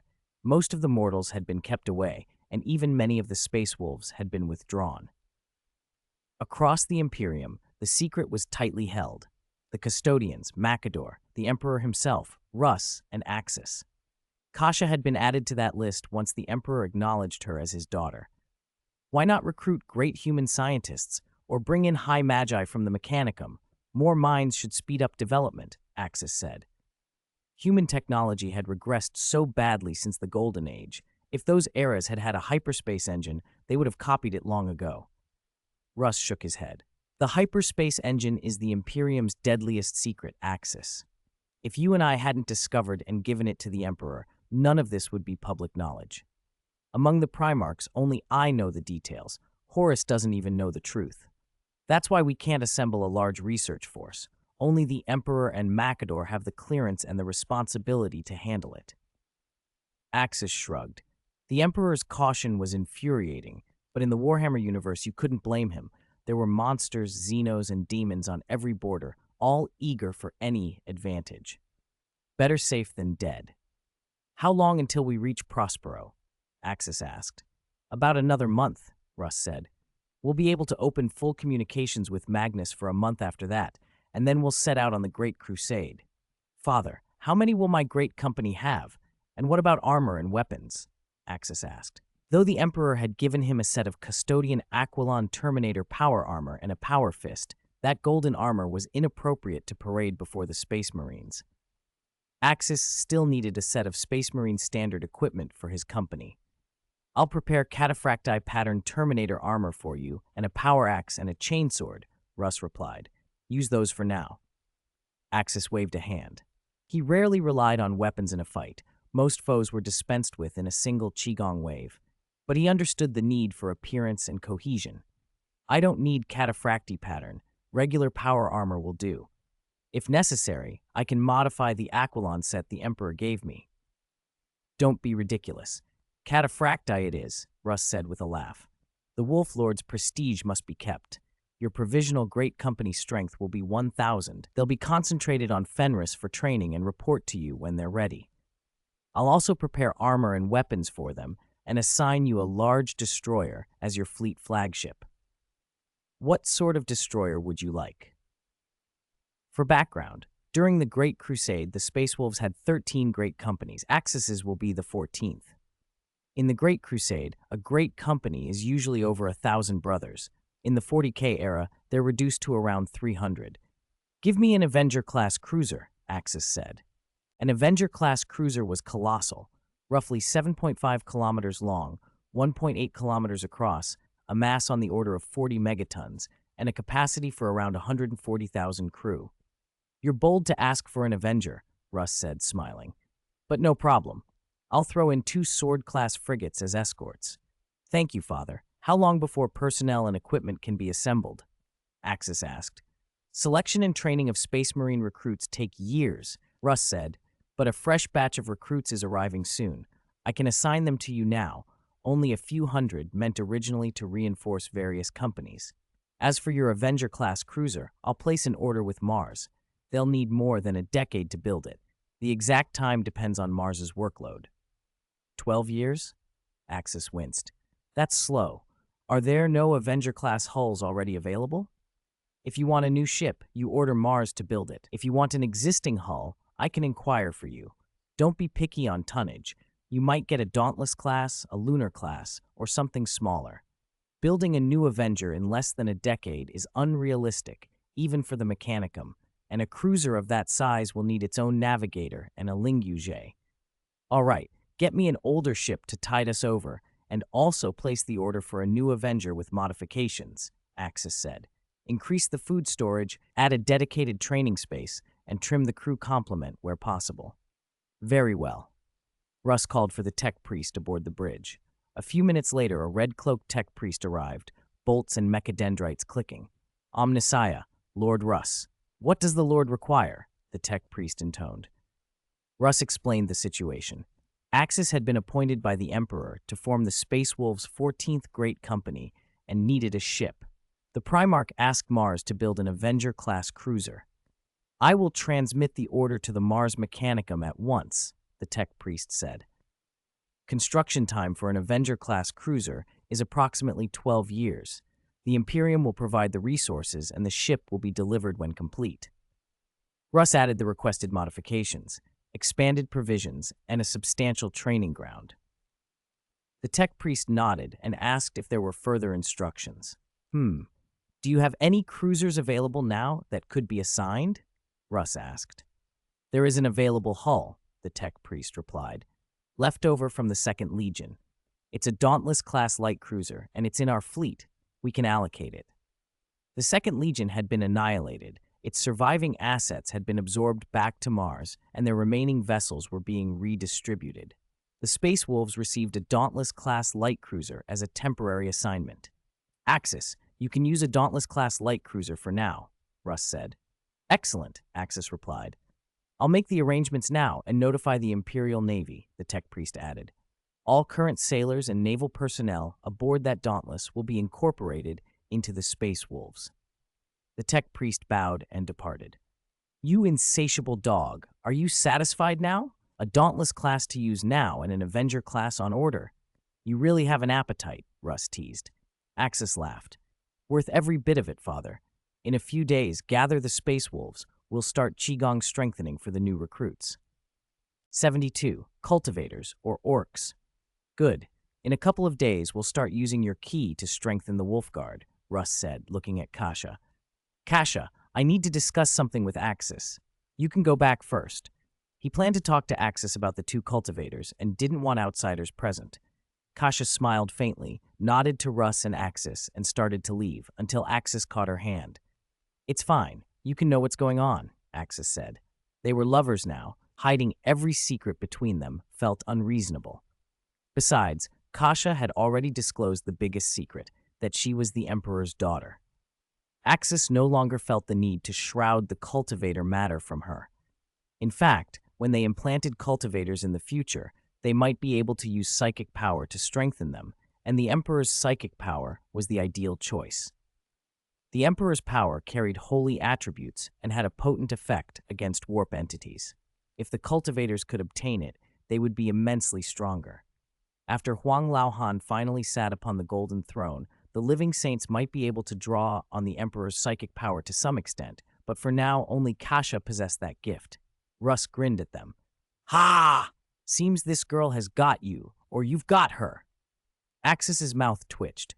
Being teased about being taken by a woman centuries older was a little embarrassing. I was taken by Axis. He drank too much that day, Kasha said, laughing softly. Axis then gave a brief explanation of the cultivators. Russ and I cultivated two beings that can use ki. They're something between plant and animal and very powerful in combat. I'll introduce them in a moment. Can use kai? And they're between plant and animal? That sounds a lot like orcs, Kasha blurted. As the Emperor's daughter, she had heard about strange races across the galaxy, and orcs were one of the most notorious. Resilient, half plant, half animal, reproducing rapidly. The cultivators sounded worryingly similar. They are a little like orcs in some ways, but their combat power is even stronger, Axis said. Kasha nodded, still curious where Axis had found such odd life. Russ added, the first cultivator will need to be hidden. Its appearance marks it clearly as alien. The second, Do-O, can be described as a subhuman. Do-O stood roughly 2 meters tall, with pale green skin and pointed ears. Otherwise, he looked human, a typical Imperial subhuman. Russ had sampled Do-O's blood and had the ship's apothecaries run analyses. They found over 60% human blood, with the rest showing plant-like markers. He was a mutated subhuman by Imperial standards. That's fine, but Dad, have you thought about how we'll explain Do-O's origin? Axis asked. If Do-O could use ki, people would link him to Axis. At the same time, Do-O was in some ways a gene seed offspring of Leman Russ. Russ waved it off. Ha! Not a problem. My wolf guard keeps secrets forever. No need to over-explain. They won't pry. Russ's trust in his gene seed brood was absolute, but Axis wasn't so sure. It only took a single traitor to ruin everything. The Emperor had just ascended to the Golden Throne and ordered Russ to bring Magnus back. When the war on Prospero flared, a single envoy's failure to speak properly had helped ignite catastrophe between legions. Axis thought of traitors like Erebus, chaos pathfinders who betrayed brothers for demons. One rotten element could lead to the worst of outcomes. Axis, do you mean to hide both cultivators? If so, how will we transmit ki to them? Russ asked. Ki is transmitted by touch, Axis explained. You don't have to be in the same room to keep it secret. Here's the plan. While I'm here, I'll personally strengthen the Space Wolves with ki. When I return to my ship, Do-O will do the strengthening under disguise. We'll hide Do-O inside a machine and have ki emanate from that device to empower the Wolf Guard. Russ frowned. But who will explain the Kai's origin to the Space Wolves if you're not present? It's simple, Axis said. We'll say I've preloaded a machine with a store of ki. That device will be used to strengthen the Wolf Guard. From their perspective, the ki comes from a piece of equipment. That way, Do-O can continue to participate, and even the first cultivator can be involved without anyone seeing them. All right, let's do it your way, Russ said, satisfied. After the conversation, Axis introduced Kasha to the two green cultivators. When the pair bowed and addressed Axis as master, Kasha's face went oddly still. Axis, You should know about orcs, she said. These two look exactly like orcs. Are you sure you didn't take orc cells and make them? If something merely resembled orcs, she could accept that. But the coloring, the reproduction methods, it was too close. She couldn't believe they weren't related. Axis let out a sudden, booming whack! Kasha stared, incredulous. What? See? Do I sound like them? Axis laughed, then roared again. Whack! The two cultivators imitated him perfectly, letting out a thunderous whack that reverberated through the deck. The shout made them seem to swell with energy. It was intoxicating. Kasha, hearing the three roars in unison, was utterly bewildered. Ha ha! I'm only kidding. Don't be so serious, Axis said. This isn't funny, Kasha snapped. Axis, orcs are terrifying. You studied with Prime Minister Micardo. You should know the catastrophic threat orcs pose. Once they land on a planet, it's the start of a disaster. Kill them, and their corpses sprout fungi that produce grots, squigs, and more orcs. The largest squigs can grow taller than 10 meters and sometimes challenge small titans. Planets overrun by orcs are usually beyond saving. You must apply exterminatus. They evolve incredibly quickly. War is their catalyst. Give them a scrap of weaponry, and by the third or fourth day, they'll have reverse-engineered powerful arms from junk. Don't start researching them. Believe me, they're not orcs, and they're not related, Axis said, a little helpless. Though both were green and plant-like, these cultivators were from the Dragon Ball world, a completely different origin. Good. I hope that's true, Kasha said, relieved. Please don't try to study orcs. They're ancient. My father warned me about them. I know. Don't worry. These two are different. Axis spoke with the kind of certainty that came from knowing the lore. In the Warhammer universe, very few understood orc origins better than he did. Orcs had been created by the Old Ones as a war race to fight the Necrons and other star gods. The Old Ones never completed a control mechanism before they fell in the war in heaven, and the orcs had become free-willed, joyful killers, roaming the galaxy and wagging wherever they pleased. In Handban King's collection room, there was an ancient Krork, 12 meters tall and ferocious, with power comparable to a gene seed Primarch. Kasha looked between Axis and the two green figures, and with a reluctant laugh, let herself accept Axis's explanation, for now. Orcs in the current galaxy are, in a word, a natural disaster. Whether it's the orc war boss in the Ullanor Crusade who nearly wounded the Emperor, or the beast that later appears in The Beast Arises and who could even fall alongside Vulcan, Lord of the Fire Drakes, the orc race has staggeringly strong evolutionary capacity. Given enough time and opportunity, they can evolve to rival Primarchs, or even overcome gene seed Primarchs without much trouble. They are a profoundly dangerous species. But in the future, there is an even more terrifying race than the orcs, the true scourge of the galaxy, perhaps the entire universe, the Tyranids. They are the consummate genetic predators, the great devourer, consuming all life across the stars. The good news, for now, is that these horrors are almost 10,000 years away from their full arrival. Only scouting tendrils have reached the galaxy so far. Even the behemoth, Kraken, and Leviathan hive fleets that will one day sweep through the galaxy are regarded, in the long view, as scouting forces. The true main body of the hive has never yet set foot here. Rumor says the silent king of the Necrons was driven back by the Tyranid main force. Besides the Tyranids, the Necrons are another overlord-level race. The Necrons currently active in the galaxy are pitifully few. Only a handful are known, like the Handban King. Their technology is nearly perfected. Real space faster than light travel without the warp, the creation of black holes, the deliberate collapse of stars, and weapons such as a so-called celestial orrery that could ignite whole stellar populations. The universe is full of monstrous threats. Axis, even as a Super Saiyan, was cautious around those odds. He played it safe, developing steadily. Only once he became a god-level being would he consider taking greater risks. At minimum, he wanted a body that could traverse the universe under its own power, withstand a star's explosion, and survive a black hole before he could really cut loose. Axis, are you listening to me? Kasha asked. He seemed distracted. She was telling him something important. Of course I am, and I have a premonition we'll run into orcs soon. When that happens, I'll send those two cultivators out to handle them, Axis said. In truth, the Saiyan temperament fit orcs quite well. Both loved fighting. One was a warlike race, the other a fighting people. Kasha rolled her eyes. Running into orcs was not something she hoped for. They were the most troublesome opponents in the galaxy. They'd brawl for no reason at all. Enough talk. I'll use my key to strengthen your body. If your body gets stronger, will you be able to wield more psychic power? Axis asked.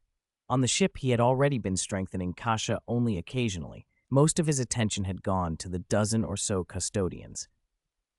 Your chi helps my body a great deal, Kasha replied.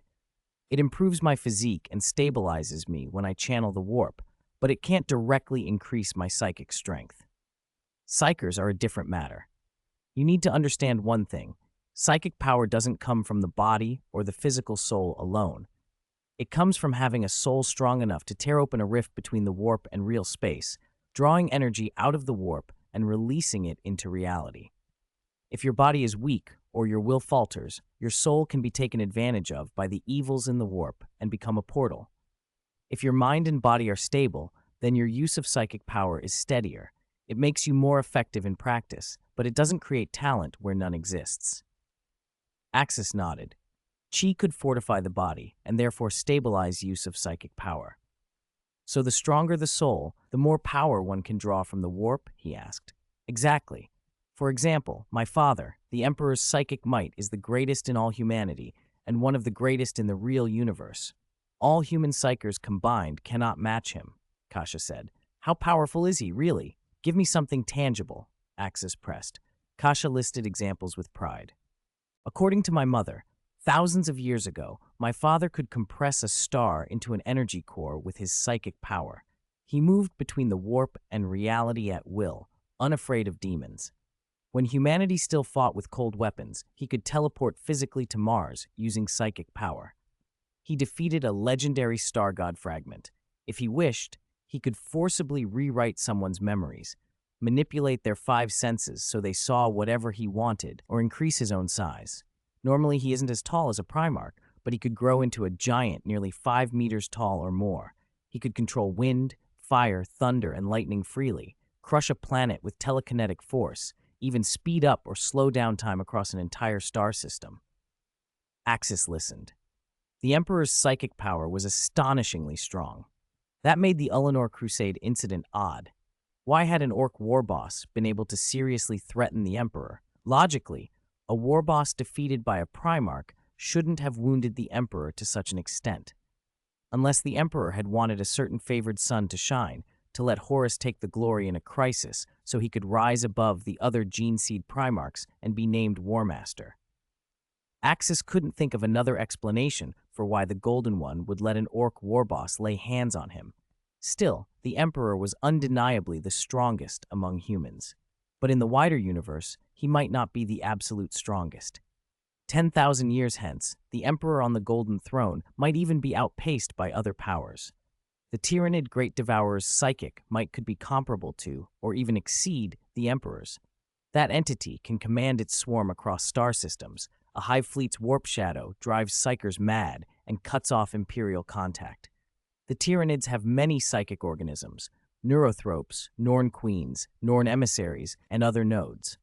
During the first Tyrannid invasion, Librarian Tigurius nearly suffered brain collapse simply by connecting to a hive tyrant's consciousness.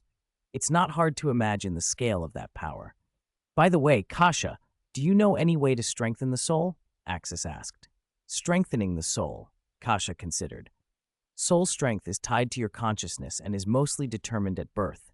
If nothing unusual happens, it doesn't change much. Take the Eldar. Every Eldar's soul is far stronger than a human's. Every one of them is effectively born a psyker. But for most races, trying to strengthen the soul through training alone is unrealistic. A psyker's talent is innate.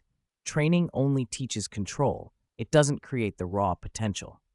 Kasha also guessed what Axis was thinking. His soul projection in the warp was weak. According to the Emperor and Micardo, Axis's soul was ordinary and didn't match his physical might. If there were a reliable way to boost souls, psychers could be mass-produced instead of arising randomly. Kasha, can you see my soul in the warp? Axis asked. Perhaps Kasha could enlighten him without Magnus's help. I can see your soul projection in the warp, she said. It isn't very strong, exactly like a normal person's. Axis shook his head. I don't think so. I believe chi can do more than strengthen the body. It can strengthen the soul too, make it almost like a physical entity. It could bleed, it could cultivate, it could sleep and eat.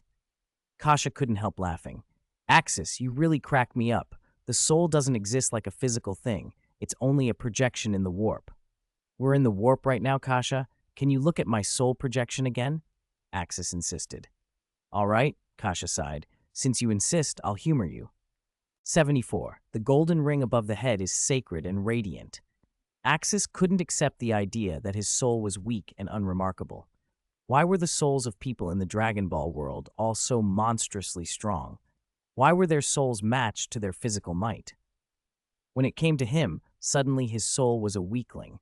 He was a Super Saiyan, even if he had become one later in life. He had spent 24 years in the cultivation tank. His body had been operating with chi that whole time. Even if his soul wasn't as powerful as Goku's or Vegeta's, it should at least be intact. In the Janemba movie, when many villains escaped from hell, the cultivators who came out all had physical forms. Do I need to clear my mind or something? Axis asked. No need. Your body is right here. I can locate your soul projection through your body and give you a psyker's vision so you can see it, Kasha said. Axis nodded and waited. Even inside the warp, and protected by a Jeller field, Kasha's psychic power was strong enough to show Axis his projection up close. Her eyes glowed gold, and a light washed over her as she raised her psychic staff and poured golden power into Axis. Under her influence, Axis's eyes slowly turned gold and a new vision opened, the psychic sight. In the purplish-red warp, he saw countless dreamlike worlds of energy. Nothing there was solid or real. Everything was an image, a ghost of being. This was the true face of the warp. Look closely, Axis, Kasha said. Ordinary people's souls have projections in the warp, but they are incredibly weak, so faint even space demons can miss them. They are almost like specks, fundamentally different from real souls. Psykers appear as brighter points of light. Ordinary people are barely visible. Axis concentrated and followed her lead. He saw many bright points of light. Each represented a living being, but he couldn't find his own light. Kasha, I still can't see my soul's light. How do I see my projection? He asked. I reflected it right next to you with psychic power, Kasha said helplessly. If you still can't see it, that means it's invisible. Your soul is extremely weak. Even the weakest psykers could detect a faint projection in the warp. Ordinary people might be almost unobservable. The small lights Axis had seen were the projections of psykers. If his soul was invisible, even with this method, it would mean it was almost nothing. Axis didn't accept that. He added chi. Sitting cross-legged, he pulled the chi that had been flowing through his body for decades and pushed it toward his eyes. A blue glow gathered and merged with the golden psychic power. The view changed again. Under his chi perception, the warp bloomed with countless tiny points of light, souls of all living things, from cats and fish to the most powerful humans and beasts. Where Kasha's psychic sight had shown only the brightest souls, Axis's chi sight revealed a universe of life. Every living being had a projection. Kasha, even with her strength, couldn't see many of them. If space demons could perceive what Axis now saw, the warp would be an open buffet. But as long as a life lived, its soul remained attached as a projection. The demons could see it but could not consume it until they killed the body. Do you want me to stop? Kasha asked. I can remove the spell. No, wait. Keep it like this for a bit, Axis said. He was certain now. He did have a soul, and it was powerful. In his chi perception, the small points that marked psykers looked puny compared to what he felt within himself. He was far stronger than they were. Kasha continued to channel golden psychic power beside him. Axis returned to the mirror. Under the combined influence of Kasha's psychic power and his own chi, his reflection looked the same, except above his reflected head, a golden halo shone. It was the symbol of a soul body in the Dragon Ball world, an angelic halo, radiant and sacred. Seeing it, a small smile crossed Axis's lips. In psychic sight alone, you couldn't see it, Kasha reminded him, puzzled. A mirror can't show your projection. Axis shook his head slightly, then placed a hand on Kasha's shoulder and pushed some of his chi into her. Her eyes picked up a faint blue aura with a greenish tint, strange beside her golden psychic glow. The scene in her vision shifted. She saw it, Axis in the mirror, but with a blazing, sacred halo above his head. His whole presence emanated power so intense it hurt to look at. The halo did not feel like warp power. It was something other, something above and beyond the warp, indescribably holy. I see it, Kasha breathed. That golden halo, it's dazzling. Your soul is so powerful, so radiant. Her mind raced. Micardo had been wrong. Her father, the Emperor, what she had believed about souls, the warp, and their nature, suddenly felt inadequate. Axis's soul was not weak. It was extraordinary. I told you, Axis said. My soul can't be that weak. When I cleared the Second Legion, I used psi-mental techniques to lock onto half a planet full of Astartes. If my soul weren't strong, I couldn't have done that. This doesn't make sense, Kasha murmured. With a soul like that, you'd be able to manipulate warp energy. Powerful psychic abilities should follow. Maybe it's because my soul is bound to my body, Axis said.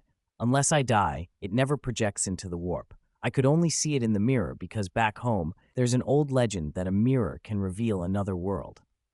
If he wanted to develop psychic powers, perhaps Magnus on Prospero could help. If not Magnus, maybe the Emperor could. You're going to Prospero to see Magnus? To have him examine your soul? To learn psychic arts? Kasha guessed. Yes, with a soul fed by chi for nearly 30 years, it would be a waste not to study the warp's psychic powers, Axis said. Kasha smiled, protective and excited. I'll help you. I'll keep your secret. It's an honor to have seen your sacred, powerful soul. You can call it sacred and powerful, Axis said, feeling odd at the last word. But beautiful, that's too much. Your soul is beautiful, Kasha insisted. Breathtaking. Other human souls don't look like yours. They don't have human form, just spots of light. Axis laughed. Thanks for the compliment, Kasha. 75. Secrets of the Soul. Holy Angel Circle. Axis, is it true like you said that Ki can strengthen the soul? If so, would the custodes you enhanced and me also have our souls strengthened? Kasha asked. Ordinary custodes should not possess psychic power. When facing psychers, they were paired with Sisters of Silence, blank, anti-psychic presences that could block warp energies. If their souls could be strengthened, those custodes might resist the warp better, and a particularly potent soul might even be able to draw warp energy and manifest psychic ability. For Kasha, the implications were even greater. A stronger soul would let her draw more from the warp and convert it into the Emperor's golden psychic force. I'm not sure, Axis admitted. I only strengthened those custodes for a few months. He had noticed no remarkable change in their souls. His own soul had been growing steadily under the nourishment of Ki, but those custodes had only a fraction of his Ki circulating through their bodies. Besides, human souls in the Warhammer universe had a different structure than souls in the Dragon Ball world, so he couldn't be certain they could manifest psychic power. What about your two cultivators? They use Ki too. Do they have souls like yours? Kasha pressed. Axis's eyes brightened. Of course, he still had the two cultivators he'd brought as seedlings from the Dragon Ball world. Had their souls been shaped the same way as his? I'll go check, he said. They headed to the training room. The two cultivators were in the middle of their daily regimen, physical drills and sparring. Duo, stronger of the two, routinely held back so his partner could train. When Axis walked in, the cultivators dropped to attention and bowed, calling him master. At ease. I need to run an experiment, Axis told them. Relax and don't resist. Later, focus your psychic awareness in your eyes and keep your Ki flowing through your bodies. Understood? Understood, master. We won't fail, Do-O replied, the other cultivator echoing with eager sounds. Begin, Kasha, Axis said. Kasha lifted her staff and released a controlled wave of psychic power, guiding both cultivators into a psychic visionary state. They moved to stand before a reflective mirror used to observe psychic emanations. Axis and Kasha watched carefully. No golden halos appeared over the cultivators' heads. Their souls, as Kasha could sense with the aid of Axis's equipment, projected into the warp, stronger than those of ordinary humans, but not yet at the level of full psychers. Axis, they're not like you, Kasha said. Their souls exist within the warp's sea of psychic power. Their aura is brighter than a normal human's, comparable to latent psychers, but there's no halo. Axis nodded. signaling Kasha to withdraw her psychic focus. The cultivators relaxed their ki. "It seems you are special," Kasha continued. "Your soul and body are merged. Even my father, the Emperor, couldn't find that without examining you through ki. These two shouldn't have a golden halo." Axis had suspected as much. The golden halo was not ordinary.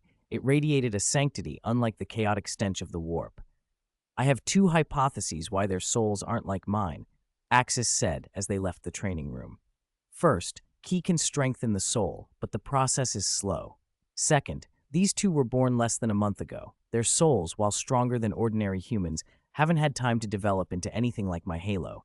For now, let them cultivate properly. Physical training, sparring, and several hours of ki practice daily. Sit cross-legged and let ki nourish your bodies." The cultivators bowed and accepted the order. Back in his quarters, Kasha looked at Axis expectantly. "Your 2 points make sense," she said. Axis continued. "There's another possibility I haven't said. I was born in the Dragon Ball world and lived there for 5 years before crossing over. My soul may carry the imprint of that world, and so it took on a projection that became the halo. These two were born in the Warhammer universe. Their souls are shaped by it and naturally project into the warp. I'm about 70% certain ki can strengthen the soul, but how quickly and whether another's ki can strengthen someone else's soul needs more testing." "If your soul strengthens, can you feel it?" Axis asked Kasha. "I'm a high-tier psyker. Even a slight change would be obvious," she replied. Her ability to sense minute psychic shifts came from the Emperor's gift. Her soul bore a trace of his sanctifying attribute. That residue allowed her to purify warp energy. Axis's halo, too, seemed filled with absolute order. Kasha believed it probably could convert chaotic warp energy into a sacred form if it had a proper projection in the warp. But without a soul projection there, no connection could be made. "Do you have any ideas on how I could form a projection in the warp?" Axis asked. "Not really," Kasha admitted. "Logically, with a soul as powerful as yours, once you form a warp projection, you should be able to command psychic power. Your halo might even purify the warp into something sacred. But forming that projection, that's the real problem. Perhaps Father could help, or Magnus, if his studies are deep enough, might find a way." Prospero and Magnus had become an important part of Axis's plans. Still, Axis was cautious. "When we meet Magnus, don't tell him everything about my condition. Let me explain it myself," Axis said. Kasha nodded. Magnus had his own dark history. He had bargained with the Chaos Gods and sacrificed an eye. His motives and loyalties were suspect. Axis preferred to control how much the sorcerer knew. 2 days later, the Space Wolves fleet under Leman Russ finally navigated out of the warp storm zone and into a safe region. With the threat abated, Axis and Russ gathered a group of Space Marines. They intended to strengthen them with ki. This time, Axis would perform the enhancements himself. Chapter 76, Enhanced Upgrade, Super Space Warriors. The first chi enhancement for the Space Marines was overseen personally by Axis. Leman Russ had picked 20 elite warriors from various great companies as the inaugural batch, men not only monstrously strong, but also among the Primarch's most trusted. When the summons came personally from Leman Russ, the atmosphere in the training hall hummed with equal parts excitement and bewilderment. The 20 stood in neat rows, power armor gleaming cold under the lights. Whispers spread as they tried to guess the purpose of the unexpected assembly. "Wolf Father, did you summon us for a mission?" one voice called. "Quiet," Russ said. "I know you're confused. I called you here to increase your strength." He turned to Axis. "These men will receive an enhancement. Axis has mastered a power called chi. It's not psychic. Chi is a power of the material universe and is very safe. Injected into your bodies, it strengthens your physical constitution." The hall erupted. They had all seen Axis's power during the defense of the ship's cabin, the way his ki had annihilated the space demons as if they were nothing. Still, none had expected that this energy could be used to enhance the human form. "Axis Wolf Lord, is chi really that effective?" one of the Space Wolves demanded. The notion that a material energy could improve flesh seemed almost outrageous. "Believe me," Axis said, "chi greatly enhances your constitution. You will be stronger." "Then let's begin. What do we do?" Several men stepped forward, eager. "Form a circle around me," Axis instructed. Sit cross-legged, hold hands, and strip off your armor. Bare-chested is fine. There was a collective pause. Sitting in a circle was acceptable. Holding hands while bare-chested felt awkward. The Space Wolves were warriors, not custodies with their poker faces. Still, they obeyed. They shed their armor and sat, 20 muscular bodies forming a somewhat comical ring of wolfish stoicism. Axis sat among them, palms on the backs of two men. He breathed deeply, and the energy inside him rose. Golden-green chi flowed out like molten sunlight, passing into the two closest Marines and traveling through the chain of linked hands. The two nearest men were the first to react. They straightened, warmth flooding up their spines as if something vital had been poured into their veins. Golden-green sigils flickered beneath tanned skin, like circuitry lighting up. Muscles trembled as the energy spread. Axis's chi moved through the clasped hands like a living current, sinking into muscle, bone, even cells. The sensation was odd and comforting at once, warmth like a mother's embrace or sunlight on a cold day. The golden tides seemed to cheer through their tissues. The 19 implanted organs specific to an Astartes greedily absorbed the power. Axis had enhanced the custodes before and knew the difference. The custodes were a broadly uplifted breed. Their changes were holistic. Space Marines, however, carried 19 distinct superhuman organs. 2 hearts, specially modified lungs, a black carapace under the skin, each a concentrated wellspring of power. Focusing chi into those organs yielded outsized returns. He increased the flow. The chi swept through their organs, cleansing and supercharging them. The Space Wolves' muscles twitched and flexed as if small electrical storms ran through them. Muscle fibers compacted, becoming denser and more explosive.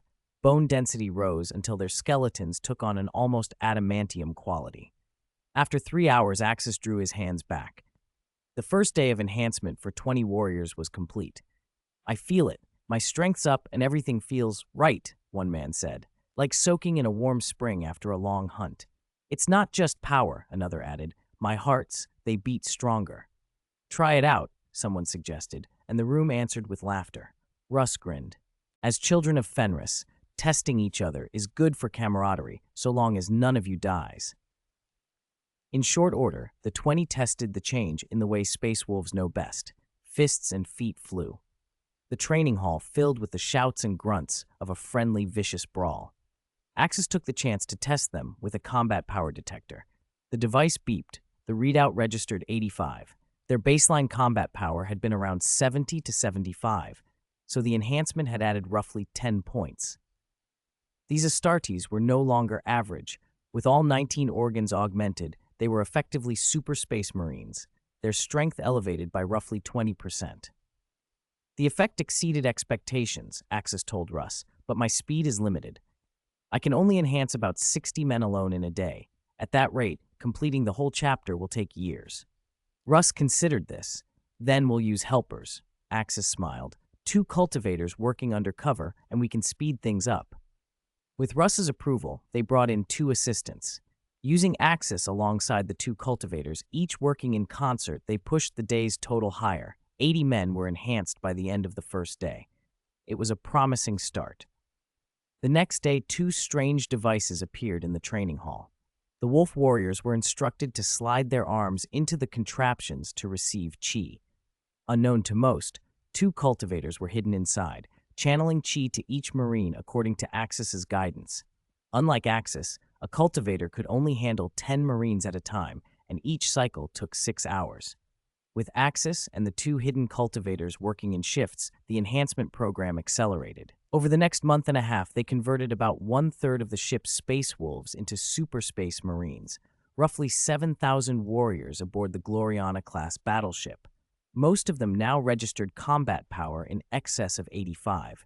Some elite brothers exceeded 100. The chapter's overall combat effectiveness had been raised substantially. Those aboard other battle barges and ships would be enhanced after leaving the warp. During warp travel, each ship's Geller field operates independently. Ships cannot safely interact without those field protections. It would be far too dangerous to attempt transfers while the fleet sailed the Imperium. After a month and a half of warp travel, Russ's Space Wolves fleet finally fell out of the warp. They had entered the Prospero system, and were only a few days from the planet. Axis could at last take possession of the Dauntless-class cruiser that had been assigned to him. The ship, originally part of the Second Legion, had been transferred to the Space Wolves by Imperial authority at Russ's request and would serve as Axis's flagship. The cruiser was a Dauntless-class light reconnaissance strike cruiser, 4.5 kilometers long, roughly 0.6 kilometers across, massing around 20 million tons, and with a nominal complement of 65,000 souls. Axis, Russ, and Kasha boarded a small shuttle and were taken to the ship.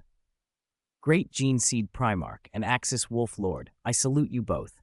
I am the first mate aboard this vessel, the ship's mortal first mate said, bowing to Russ and Axis.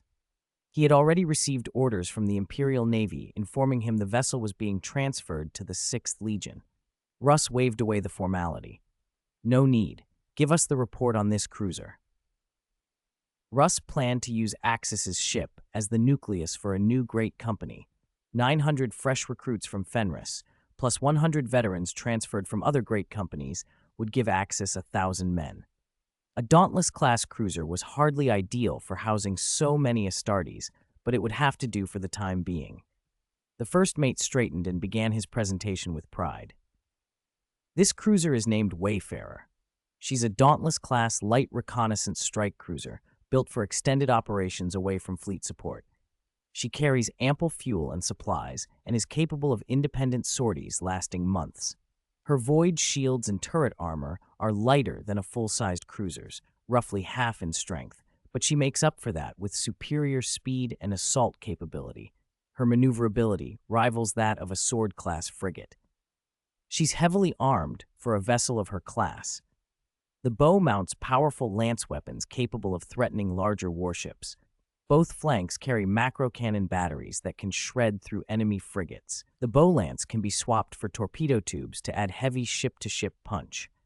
In fights against similarly sized opponents, she holds an absolute edge, and even versus larger cruisers, she can be a formidable opponent. The Dauntless class was popular in the Imperial Navy for exactly that combination of range, speed, and punch, ideal for reconnaissance, raiding, and supporting operations where a larger cruiser would be a hindrance. And the crew? Axis asked. We were under the command of the 2nd Legion's 43rd Company. That company only numbered just over 150 Astartes, the first mate replied.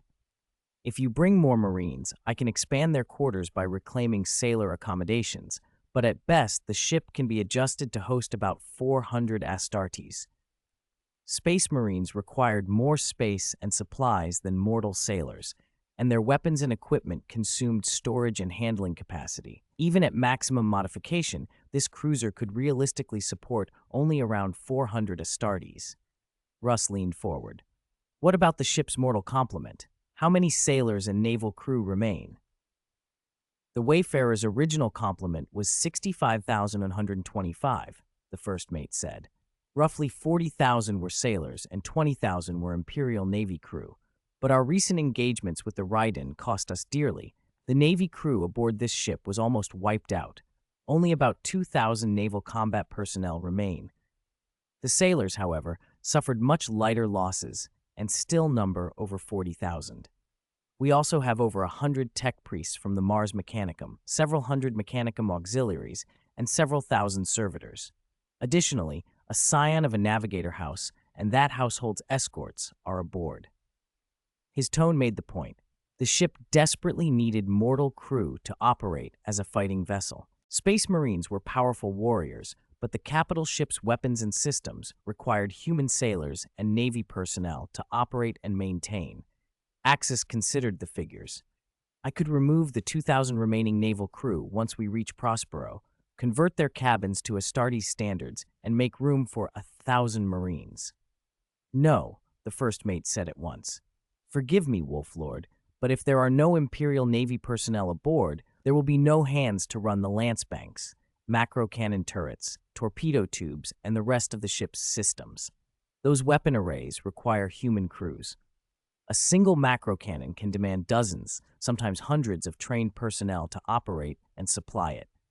The sailors maintain the ship's logistics, handle ammunition, perform boarding and transport operations in the fleet, Without them, the Wayfarer would be little more than an unarmed merchantman. Russ nodded. Axis, without a Navy complement, this ship would not be able to bring its weapons to bear.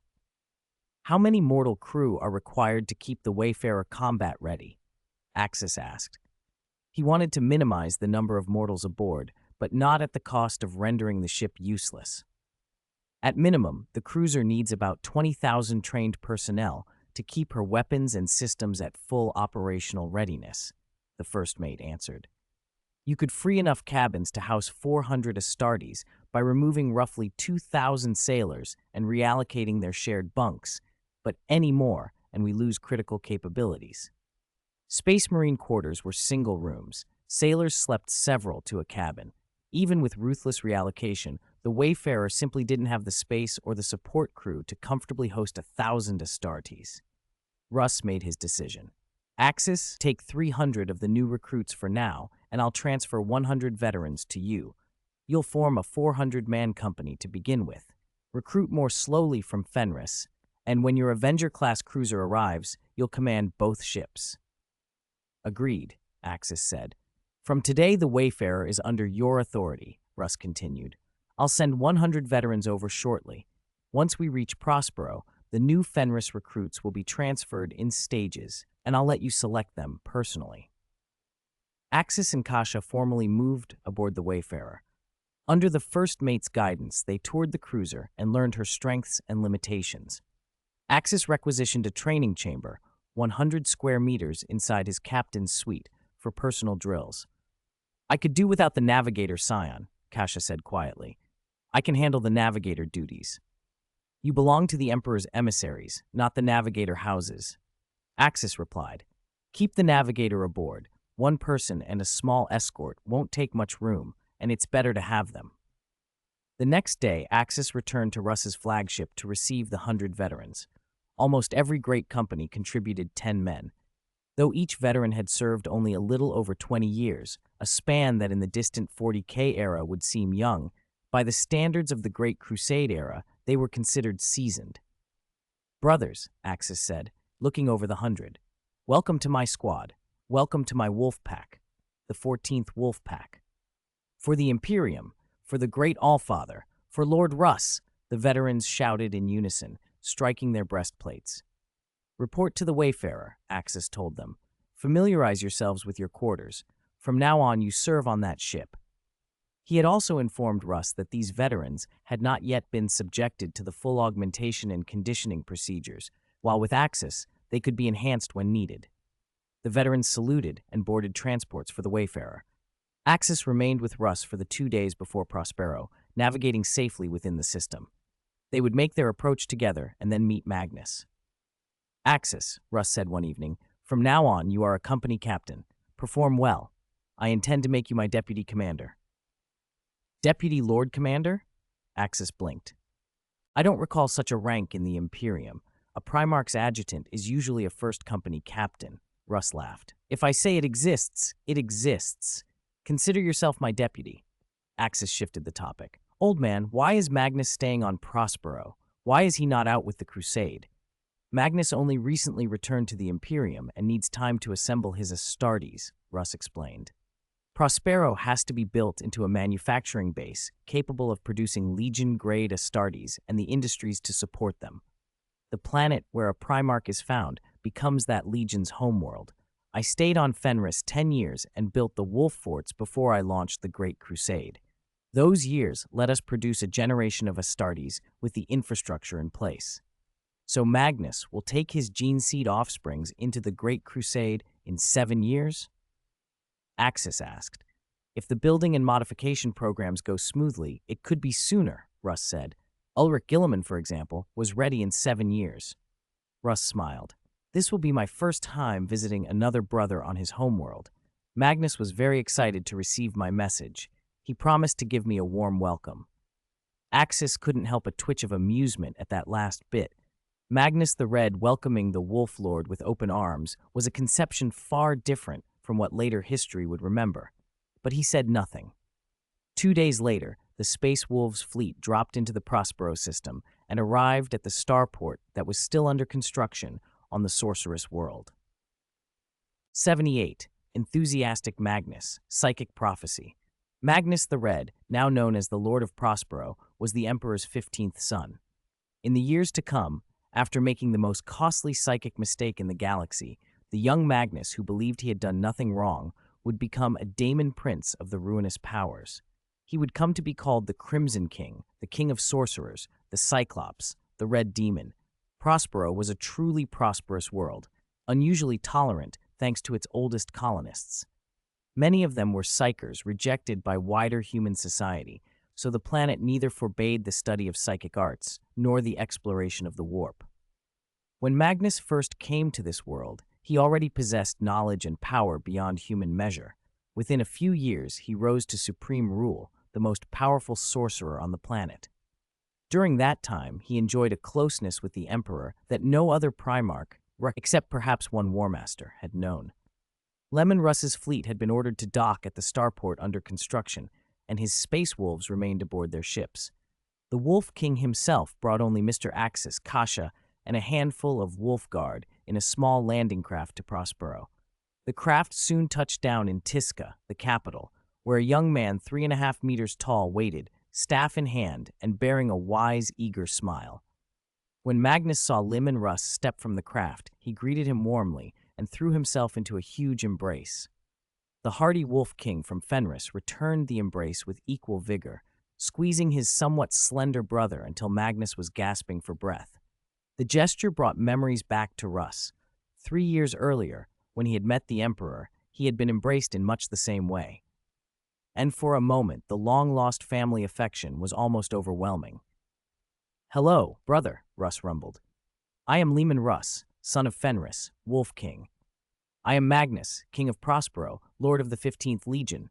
Welcome to my kingdom, welcome to my planet, brother. You are the first brother to visit, and I am sincerely glad," Magnus proclaimed, eyes shining with uncontrollable joy as he looked at Russ, then at Mr. Axis as if he were seeing a savior. Russ found his new brother's enthusiasm a little bewildering. Perhaps Magnus was simply too eager. After greeting Russ, Magnus turned to Mr. Axis. He had heard the name before. The Emperor had once mentioned finding a child almost as capable as a Primarch. "Hello, King of Prospero, Lord of the 15th Legion, Magnus," Mr. Axis said with polite formality. "I am Leman Russ's son, Mr. Axis. I salute you." Kasha, standing nearby, bowed slightly without speaking. "Just call me Magnus," he said, smiling. "No need for so many titles. I'm very happy you came." A month and a half earlier, Magnus had received a psychic summons from Leman Russ, announcing his intent to visit. Magnus, unacquainted with this brother, had originally planned only a simple reception. He was endlessly busy building his world, raising his gene seed children, and solving the many thorny problems of governance. But something he saw in a vision changed his mind. About a month before the visit, Magnus had experienced a prophetic vision. As the most powerful psyker among the Primarchs, second only to the Emperor in human strength, Magnus's precognitive gifts were formidable. Even as a child, he had learned of his origins through visions, and those same powers had helped him liberate Prospero from soul-eating horrors and become its king. He trusted his prophecies. The vision showed him that this man, Mr. Axis, would alter his fate and bring him great benefit in the future. If Magnus befriended Mr. Axis, the vision insisted it would be only to his advantage, no downside, and it might avert many disasters otherwise destined to befall him. That knowledge accounted for the exuberance he now showed in receiving Russ and his companions. The warmth unsettled Mr. Axis. Magnus seemed almost overenthusiastic. He wondered how Magnus would react if he knew that, in another timeline, Russ's Wolf Guard would raise the planet and massacre its people. But Mr. Axis had transmigrated into this life. Stopping that future might be possible. If the young Magnus remained loyal, the rebels' plans could be thwarted at the outset. There was another oddity Mr. Axis noted. That psychic call, which later, long after this visit, would help blow apart the Emperor's webway, struck him as strange. Even without the webway, Magnus on Prospero and the Emperor on Holy Terra could communicate with relative ease through psychic means. Magnus, from youth, had conversed with the Emperor directly. There should be no reason to make such a dramatic, desperate warning a century and a half later. Whatever had disrupted normal communication at that future time would have to be something in the warp, some storm or interference.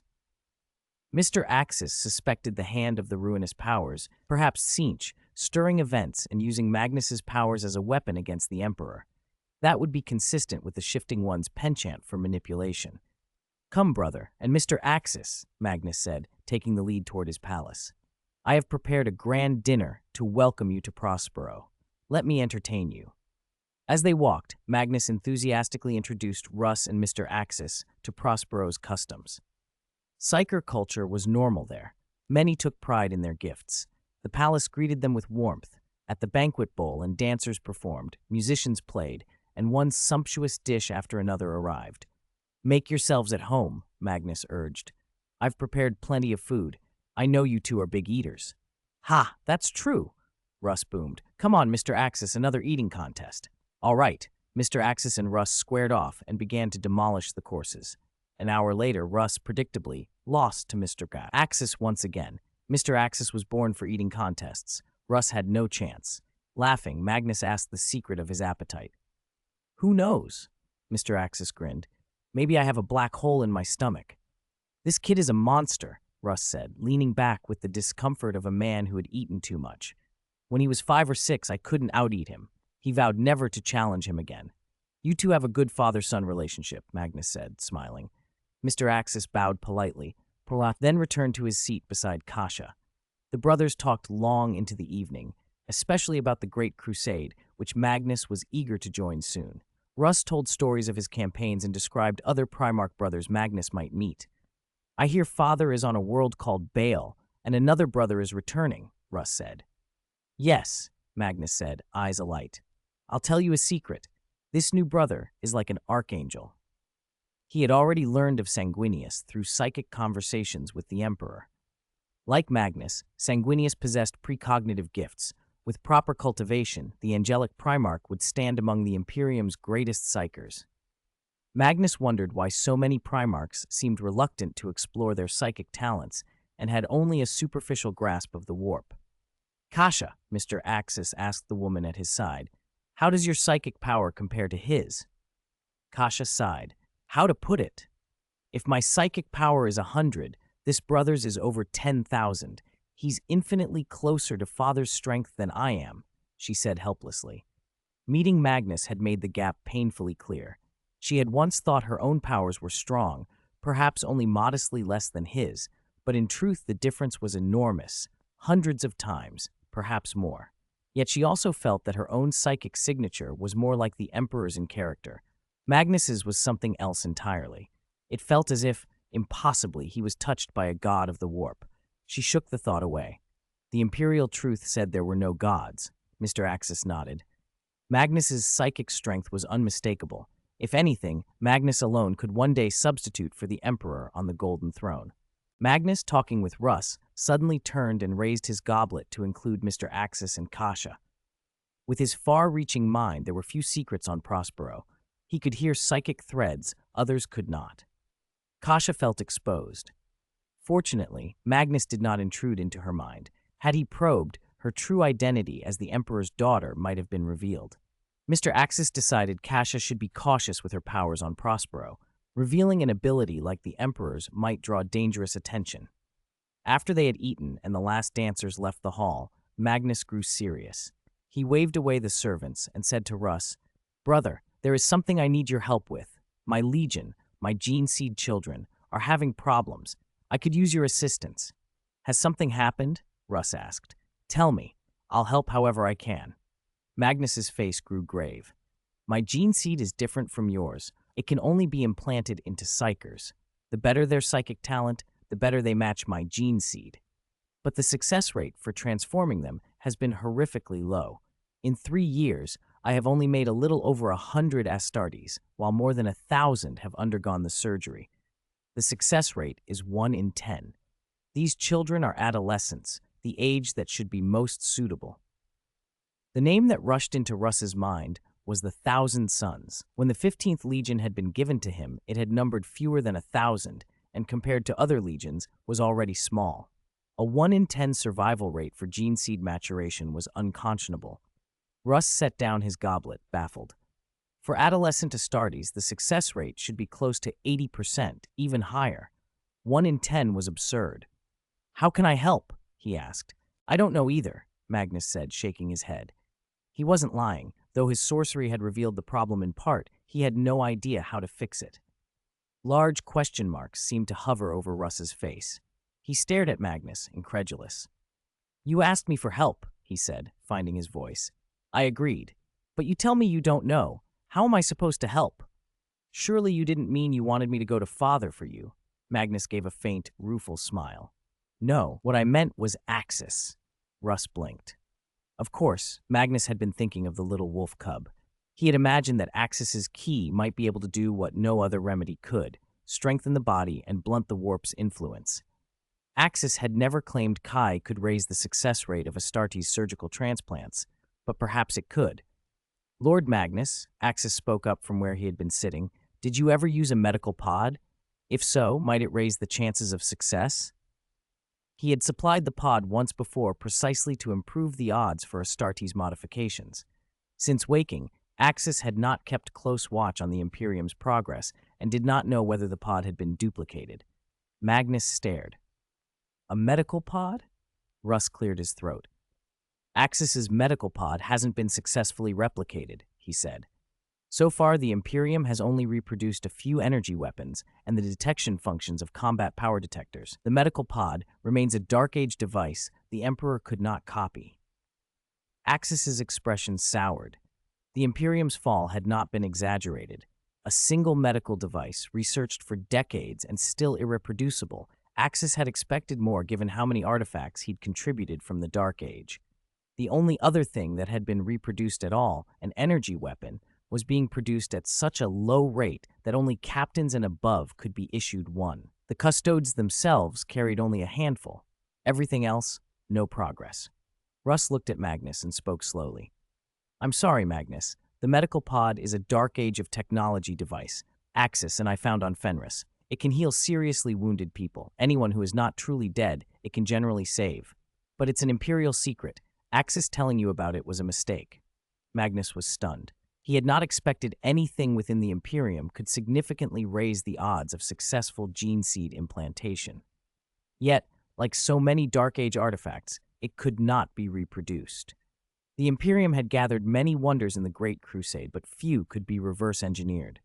The decline in human technology was deeper than he had hoped. Thank you for telling me, Magnus said, sounding small. Since it is a secret, I will ask no more. There was an ache in him. If the medical pod had been available to the young psychers of Prospero, perhaps so many would not have died under the operations he had forced upon them. Russ shook his head. Even if the pod works, it doesn't help if it cannot be mass-produced. There are only a handful. Astartes modification is a mass undertaking. Thousands, tens of thousands. You would need numbers of pods on that scale. He explained what the Emperor had decided. The pod's promise was undeniable. When used, even older humans had endured the full 19 transplants, but it required careful study. To duplicate it, it would have to be dismantled, and dismantling might destroy the thing. So the Emperor gave them to the custodes first, to strengthen his bodyguard. The Astartes program was mature enough that he did not rush. I understand, brother, Magnus said. I was impatient. Russ leaned forward. Where does the problem occur in your procedures? On Fenris, when we implant our gene seed, the success rate is high, 80–90% when the ages are right. Deaths are rare. Magnus's face lay closed like a book. At the first step, the implantation of my gene seed is where nearly everyone dies. 9 out of 10, sometimes all 10. But if they survive that and adapt, the rest of the modifications proceed like they do elsewhere. Axis's eyes widened. He and Russ had suspected much. The Thousand Sons had not always been as they were. At the start of the Great Crusade, the Legion had been like any other.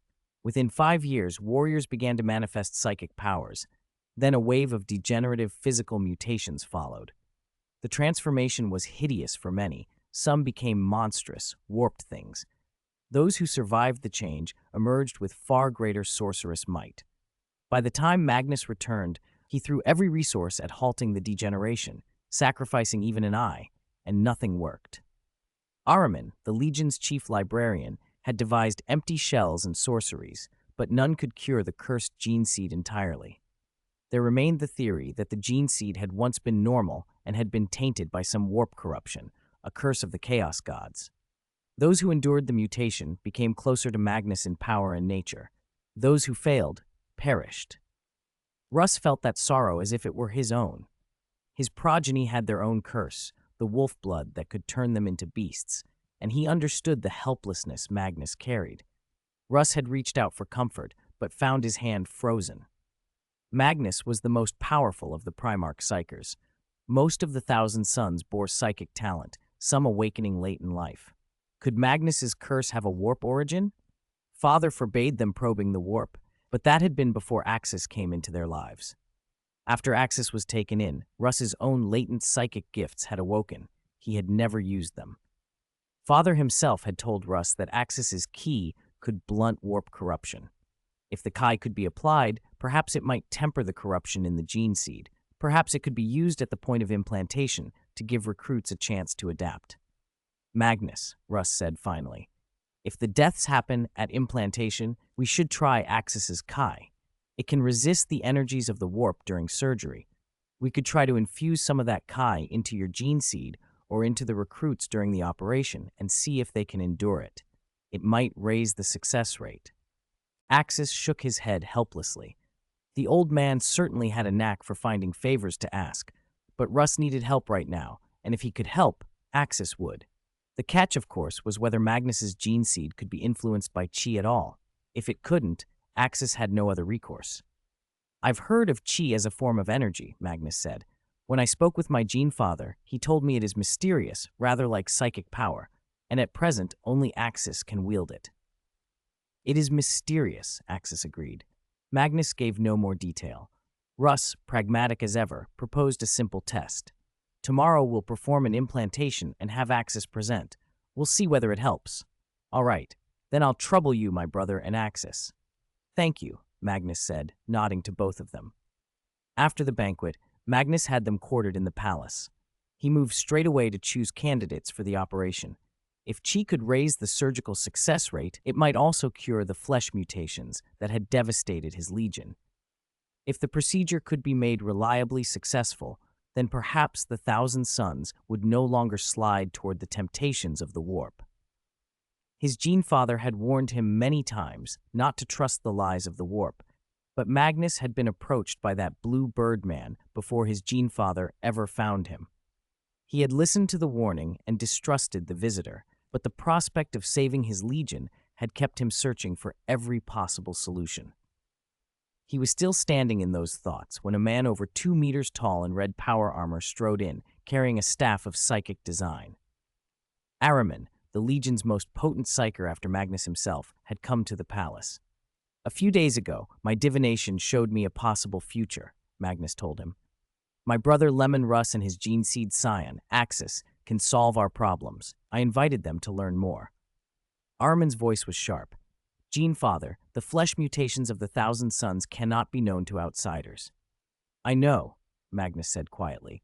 I did not tell them that the gene seed causes psychic awakening and mutation. I only told them the success rate of our surgeries is disastrously low, not the reason why. You told outsiders anything about our gene seed? Ahriman pressed. He had watched the Legion's ranks thin as the mutations carried away brothers who could not be saved. He had seen comrades purged during the Great Crusade. He himself had survived a mutation and emerged altered but stable. The Thousand Sons were a minuscule force compared to other Astartes legions. Their very ability to continue the crusade stood in jeopardy. Ahriman could not countenance gossip about such secrets. There are no buts, Magnus said, cutting him off with a hand. I trust the vision. I am not wrong.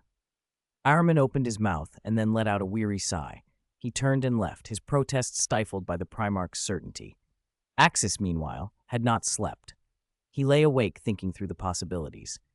If his chi could truly influence Magnus's gene seed and lift the abysmal success rate, would Magnus ask him to remain with the Thousand Sons? If he did, Russ and the Emperor might allow it. What was that if not the salvation of an entire legion?